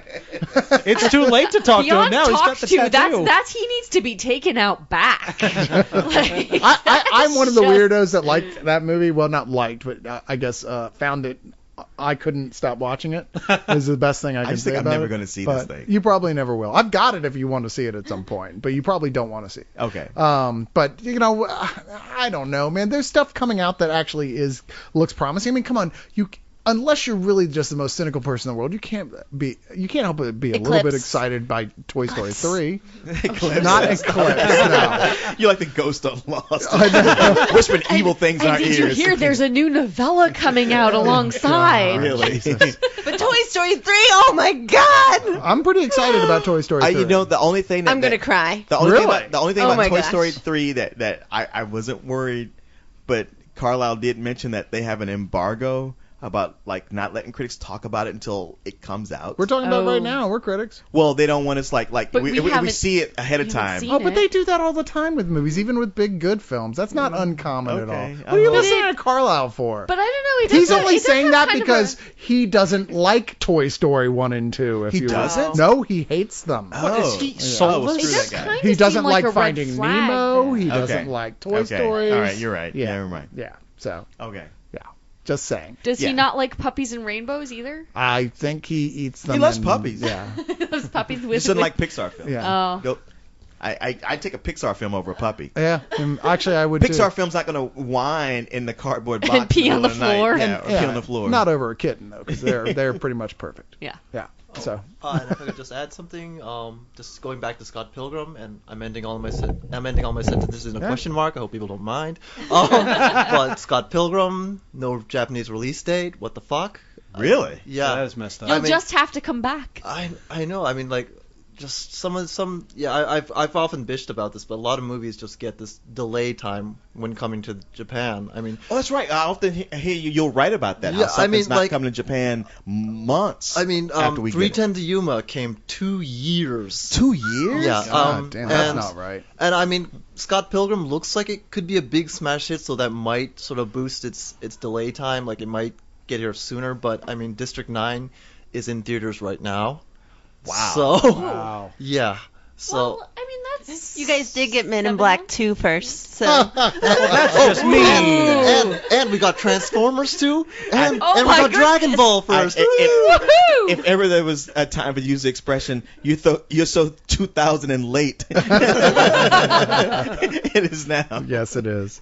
But I mean, okay, so like that does suck for you. And admittedly, the only people who get the good side, y'all get the good side around some stuff, but not to most Americans, unfortunately, because Japanese films, even the really great ones, don't get that big of a push here, which is sad. You but know, they get flavored Kit Kats, so they need to stop they whining. have flavored Kit Kats. Oh, they do. No, I work with a Japanese girl who will bring the flavored Kit Kats Yeah, to the us. pineapple flavored ones were really nice. Oh God, that sounds disgusting. That sounds awesome. I mean, I'm not a Kit Kat fan in the first place, but that just sounds horrid. Wasabi Kit Kats. I'll have yours then. That'll be fine. Absolutely, Yeah. Cyrus. Here, I'm giving them to you now. Thank you. The virtual pineapple virtual. Kit Kats that shall someday come. Yes. Yes. Oh, you know what? Somebody mentioned Twilight. Will Granger asked a question about You might as well ask it because I know But Kayla wants to talk I about also it. saw you really? Get Him to the Greek, and I mean, I like goofy movies. I'm also looking forward to Cyrus. It's kind of like The movie. the Jonah Hill. Yeah. I don't know. summer. I saw that Get Into the Greek and I was like, wow. It was I funny. forgot that movie on my way to the It parking was lot. sweet. It was sweet. I didn't get to see it, so I have no opinion. It's extremely random. But it's not going to be a hit, but it's definitely sweet. No. Sweet is not the adjective that came to mind when I saw the previews. When you're watching the trailer, it's not selling you on sweet. It's selling you on like filthy. You know, it's Yeah. like, well, who are they selling it to that movie to? Down and dirty, Josh Brolin Western. Like he does westerns pretty good, I have to say. Like Jonah Ooh, Hex? Wait, what? Josh Brolin. Oh, we were talking about. Get Oh, Them she to said the Jonah Greek. Hill. I thought not you said Jonah Jonah Hex. Hex. No, no, Okay, Get Them sorry. to the Greek. Woo. No, see, Like, the movie I you was watch that, it looks wow, like that drugs, just sex, didn't even sound partying. sweet. No, Get Him to the Greek does seem like it could go that like, oh, kind of. The only thing is, it's funny, this doesn't bother me in the comics, but when I'm watching the trailer for Jonah Hex, I'm just like, seriously, dude, what is that thing on your face? That's how, was it covered with skin at some point and it flaked off? How could that even be there? What is that? That's really the Is least of the problems I think Jonah Hex is going to Did have. two though. warts grow together? What happened? I don't know what that is. You That's guys freaking me out. Hey, let's just see Jonah Hex first. Yeah, I'm sure before it'll we be make great. judgments. How could it possibly go? You're wrong? right. It never looks know. fantastic. Yeah. You never know. well, Cyrus, did you have a list of what movies are coming? Oh, out I this had a summer? few ones that were just worth mentioning. Predators, of course. Yeah, it was a question from Witch King who wanted to know how confident are each of you about the Predator movie? Not at all. Yeah, could it be a surprise like Star Trek? To that I have to go. Now, it could be a surprise. It could be decent.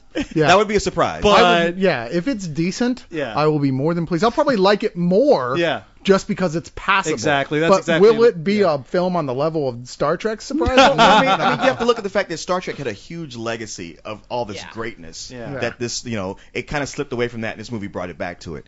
And Predator has, it's got one or two movies that were okay. To the chopper. Yeah. I mean, even if you thought they were good, neither one was great. And Nicole, those were actually pretty good. I'm that weird guy who likes the second Predator better. No, than the dude, first I'm one. with you. Are you there I'm too? the other weird guy. I thought the second one was better than the first one. I just, the first one is very straightforward. It's got some fun effects, but it doesn't have really a plot at all. Yeah, there's not that much to it. And the second one's actually funny. It's got a cool story, and it's got that awesome ending. Okay, that was really cool. So then the first one, you're I've like, been punched in the stomach. Arnold Schwarzenegger survived a nuclear weapon by running from it. You can totally do that. No, you can totally do that. I read on the internet on Wikipedia. And he cooled his body temperature down by rubbing mud on his skin. I'm Sure. like, I don't think it works like that. No, but anyway, I'm not gonna bitch. It's still fun. First one's still a fun movie, but I'm like going, okay, I think it's something that could expand to an interesting level. I just don't think that Nimrod, what's his face, is the guy to do it. The guy who's directing it is not got a good track record. I thought it was Robert Rodriguez. Yeah, that was he's just the producer. producing. It's got Walton Goggins in it, and I like him from The Shield, and it's got Adrian Brody, which is interesting, and I want to like Predators. I like the basic Topher Grace? concept. Oh, well, there you go. Nimrod Antal, who directed Armored previously. You remember how much we loved that one, which is to say, it sucked. I didn't see Vacancy, which you did before that. Oh, I actually like Vacancy. Did you like Vacancy? Like, as horror movies go, it's so very old school that I actually like it a lot. Okay, fair enough. Well, maybe this is like the next Vacancy. And does he say No. Control? Because Control is great. I don't know anything about that one. It was a foreign film and called Control with a K. Yeah. And it says a Hungarian comedy thriller. It's really good. Okay, well, maybe that's worth checking out then. What does it say? There's no such thing as a free ride, and it's got a picture of a subway train on the front of it. But I don't know. Control with a K and 2 L's at the end. Yeah. But, maybe this will be the next thing. They film at Austin Studios here in town. At one point I was there, and there are all these big rocks out in the parking lot, like big fake rocks. I was like, oh, those are for Predators. That was a very exciting moment for me personally. No, not really. Anyway, next thing I'm going to talk about The Sorcerer's Apprentice.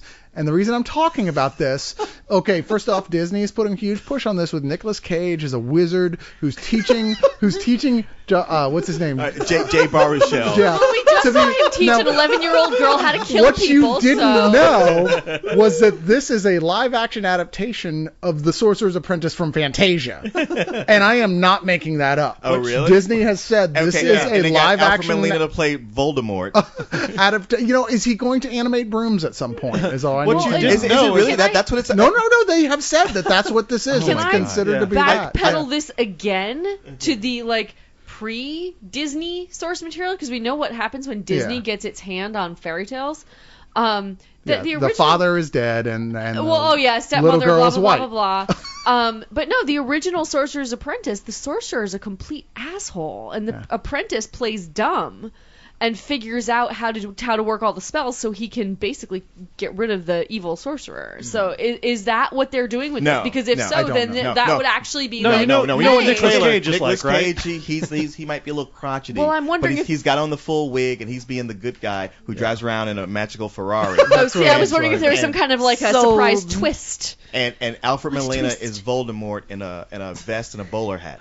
And Jay Baruchel, the guy from Baruchel from Undeclared, is the apprentice. Yeah. It looks spectacularly, awesomely bad. It does. I think it could be really entertaining in that National Treasure 2 kind of way. Yes, I agree. It's the same director. It's John Turteltaub. Oh, okay, perfect. Who used to direct so many great episodes of Sanford and Son. I don't know what happened to that guy. Wait, Sanford and Son should launch into a great film career. Dude, no, seriously. Sanford and Son is like my 5th all-time favorite TV show. I thought it was your first.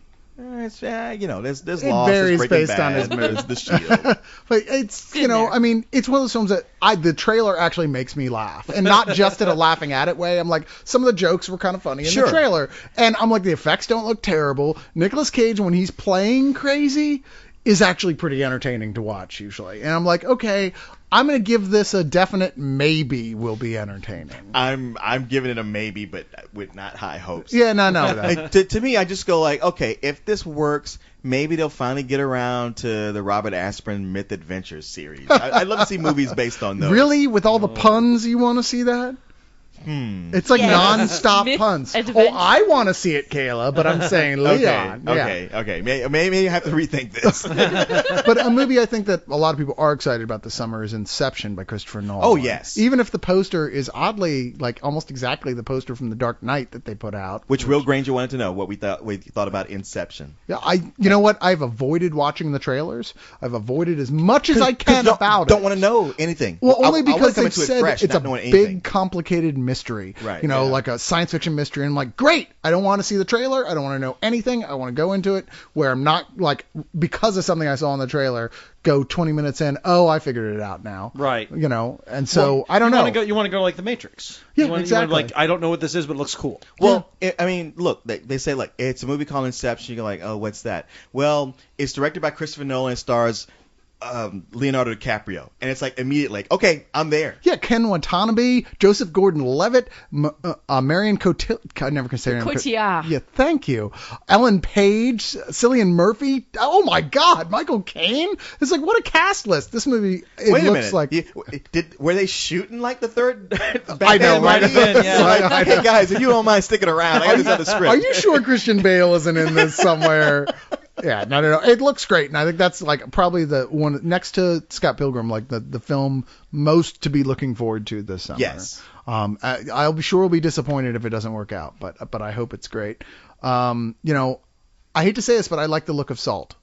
I No, really I do too. With Angelina Jolie. I do. You know what? The only thing is, I see it and I go like, damn it! I wish they hadn't made Wanted, because that's the only thing that holds me back from being enthusiastic about it. Yeah, but it doesn't look like Wanted at all. No, you're right. either. You're right. It has a great look to it. Yeah, it's directed by Philip Noyce, okay, who has done some fun things and some quality things and some crappy things. Wait, okay, I see Dead Calm. I go, ooh. Then I see Sliver. And Yeah, but he did Rabbit Proof Fence and The Quiet American, which are both excellent films. But then and Clear and Present Danger and Patriot Games are really good. That's great. But he also did The Bone Collector and he And did the pilot to True Calling. the pilot to True Calling, which wasn't enough to get me to keep watching it. You know, he did the old Hitchhiker television series. Remember that? It was like the one on- Twilight the Zone, one on but with HBO. it was the Twilight Zone with boobs. That is a varied and terrifying filmography right there. It is odd. It shows breadth. It does. Yeah. It shows I need a paycheck sometimes. But you know what was cracking me up here is who wrote it. The same guy who wrote Street Kings. And you remember how we loved Street Kings. I love Street We Kings, loved dude. Street Kings. It was like, I admit this is a bad movie, but oh my God, it's so much fucking fun. Yeah. He did The Recruit, which we totally liked, and the Thomas Crown Affair remake. He didn't so do Taken, did he? 'Cause No, he Taken didn't. was on HBO last night, and I No. watched it, and goddamn, I love that That's movie. a fun movie. But Salt looks like it could be one of those like, wow, this is a really surprising, came out of left field, like Yeah. fun little spy thriller. So I would go so far as to say that is worth looking forward Sure. to. Now there's a movie you don't know that's coming out, I guarantee, that you're going to be fucking thrilled by. Really? But you know the guy who directed A Happiness, Todd Solondz? Yes. Who you love and I Yes. love because he makes the most disturbing, Yes. upsetting films. The sequel to Happiness is coming out Ooh, I don't by know if I wanna him see a sequel to called Happiness. Life During Wartime. Oh. Is that somehow misspelled too? What, Happiness? No, that you're Oh, thinking the of the Pursuit of Happiness. You're thinking of Never that mind. crappy Will Smith film. Yeah, sorry. Yeah. No. Happiness is one of those films that's brilliant, and you should never watch it with your parents. Yes, it's the kind of movie that if you're a film buff and you watch, you're like, wow, this movie is, it's brilliant. And you give it to somebody and they come back and you go like, why did you watch this? Why did you give this to me? What do you think about me? I thought we were friends. Yeah, and you're either going to really appreciate that type of really disturbing but real feeling material, or you're going to hate someone for having recommended it. The only difference, this one, unfortunately, they couldn't get they're not even bothering with the original cast. It's got different actors playing those the same roles. actors? Yeah, I mean, playing the it's the same same roles. characters? So, Oh. but it is Todd Solondz, so I'm like, you know what, that guy is great. I've loved almost all his movies, Yeah. with the exception of the scene that was almost too much for me, even in storytelling, when I actually never saw a story. yeah, when what's the actress's name? The very flat chest. She's in Hellboy. Plays the girl in there. Selma Blair? Selma Blair is having sex with her professor, who's this very large black man who the whole time starts talking about like, yeah, that's right, I'm your slave. I'm fucking you. That's right. How do you feel with your slave fucking you? Right? I'm your master now. And it goes on for like 5 minutes of like static camera shot like that, like really graphic. And I was like, I wouldn't even want to watch this in a porn film, much less a regular movie. Sadly, you know? that describes too many of my old relationships. Thank you for oversharing. I had to get it out somewhere. Now, a lot of people know about the Expendables. I don't know much about it, except that it's like the biggest cast of like action stars It's ever. a really cool poster. It has a really cool poster. Previews look fun. Well, I think that says it all. Honestly, that was one of those movies where when it was described to me, I was all excited about it like everybody else. I rode the wave. And then when I saw The Losers, I got to see like what something like this might actually play out as. And now I'm not so excited. Same with the A-Team. I'm like, yeah, I thought the A-Team might be fun. And I saw The Losers like, and then again, it most likely will be like The this. Losers wasn't that bad. You're being mean. It was pretty bad. It wasn't that bad. I thought it was pretty bad. It was summary. Yeah, it was fun. I'm not, I mean, But Had you its moments. I enjoyed it. It had some see, moments. Kayla, you come in and you do that. You totally disarm us when we're ready to jump on something because you're so sweet and we love you. It's like, oh, well, she likes it. I won't say everything. Be mean I'm about thinking. it, except that we hated it. But you know what? This was Expendables is written and directed by Sylvester Stallone, who wrote and directed Rocky. And apparently Charisma Carpenter is in there somewhere. Charisma Carpenter is in it and from she Buffy. hasn't been yeah. anything for quite some time. But I mean, Oh, look, well, you didn't say look that. at that lineup: Sylvester Stallone, Jason Statham, Jet Li, Dolph Lundgren. Come Dolph on, you know, give the guy a Lundgren, break. He's gotta get there's a a break. ringing endorsement. Bruce Willis, Mickey Rourke, Arnold Schwarzenegger, Terry Crews. I love Terry Crews. Yeah, Stone Cold Steve Austin. I don't even like wrestling, and I like Stone Cold Steve Austin because his name's just fun to say. You know, I mean, you like. know, I'd see it on the fact that Charisma Carpenter and Mickey Rourke are in it. Seriously? Just, I That's haven't seen an- her in anything in forever. That's an odd and I wanted to justification. see more of him in Iron Man. So it's like, you know what? Let me see what they're up to. That is the weirdest reason to see any movie Isn't it though? ever. It really is, yeah. Charisma Carpenter's in it, I'm there. I might What? wait. I might wait till it comes out on video or on demand. I mean, I'm not gonna say I'm gonna shell out, between $8 and $10 to see this. I would hope, I'll see it that sometime. the best I can hope for the Expendables is like Predators. It might be shockingly adequate. Yeah. You never know. I mean, like people, I still haven't seen Rambo, but people rave Yeah, about people it. say Rambo's great, yeah. I will tell you, you need to see it the same way you need to see Punisher Warzone. I hated Punisher Warzone is You don't? awesome. See, okay, Kayla. Sorry. See, this is where I agree. This is where I agree with you, and I recognize like there's I so much didn't about hate it that's terrible. I but the disliked things it. I like about it, I love about it. But some people were saying to me, it's like a Rambo movie if the guy who did Story of Ricky directed it, and I was like, Yes. that Okay. sounds like a movie. I Okay, wanna you know see. how like he came back and he did that last Rocky Balboa. Yeah, which was fantastic. Right, which was like you never expected it to be good because it's so long after the fact, and like, oh, that was actually enjoyable and pretty fun. Yeah. And then you get to Rambo, it's not the same magic effect that They happens went a there. totally different way. Yes. Whereas it's, Rocky it's so Balboa- it's just ridiculous. I won't go as far as Story of Ricky, but it's in that direction. Well, see, the Rambo series started off very serious. Yes, First It was Blood is really like a genuinely good movie. amazing film. Rambo 2, the one that made all the money, Right. is just nothing but camp. Yeah, it's a cartoon. Yeah, and it's okay for that. It's good for that, but that's all it is. Right. And it sounds like what they were doing here was just building on that instead Exactly. of the roots. Whereas Rocky Balboa builds on the roots of Rocky. Yes. So, another film I was going to talk about was Adam McKay's The Other Guys with Will Ferrell and Mark Wahlberg. Now, it's the type of thing that my first idea is like grown detectives with Will Ferrell and Mark Wahlberg, but Adam McKay has actually done some stuff that was not bad at all. I mean, he did The Goods, which I enjoyed quite a bit. The Goods? What was yeah, that? the one with the guy who plays Ari Gold on Entourage. Oh, okay. All right. Yeah, all which right. I enjoyed quite a bit. Talladega Nights, he did that, which was one of the only good Will Ferrell films. Okay. I'm He gonna did go. Land of the Lost, dude. Yeah, I know, but come on, And he was to be fair, he was the executive producer of Land of the Lost, Okay. which isn't Did the same he direct Mr. Deeds or That's his Big filmography Daddy? right in front of you. You're looking at it. That's it. So no. Okay. All right.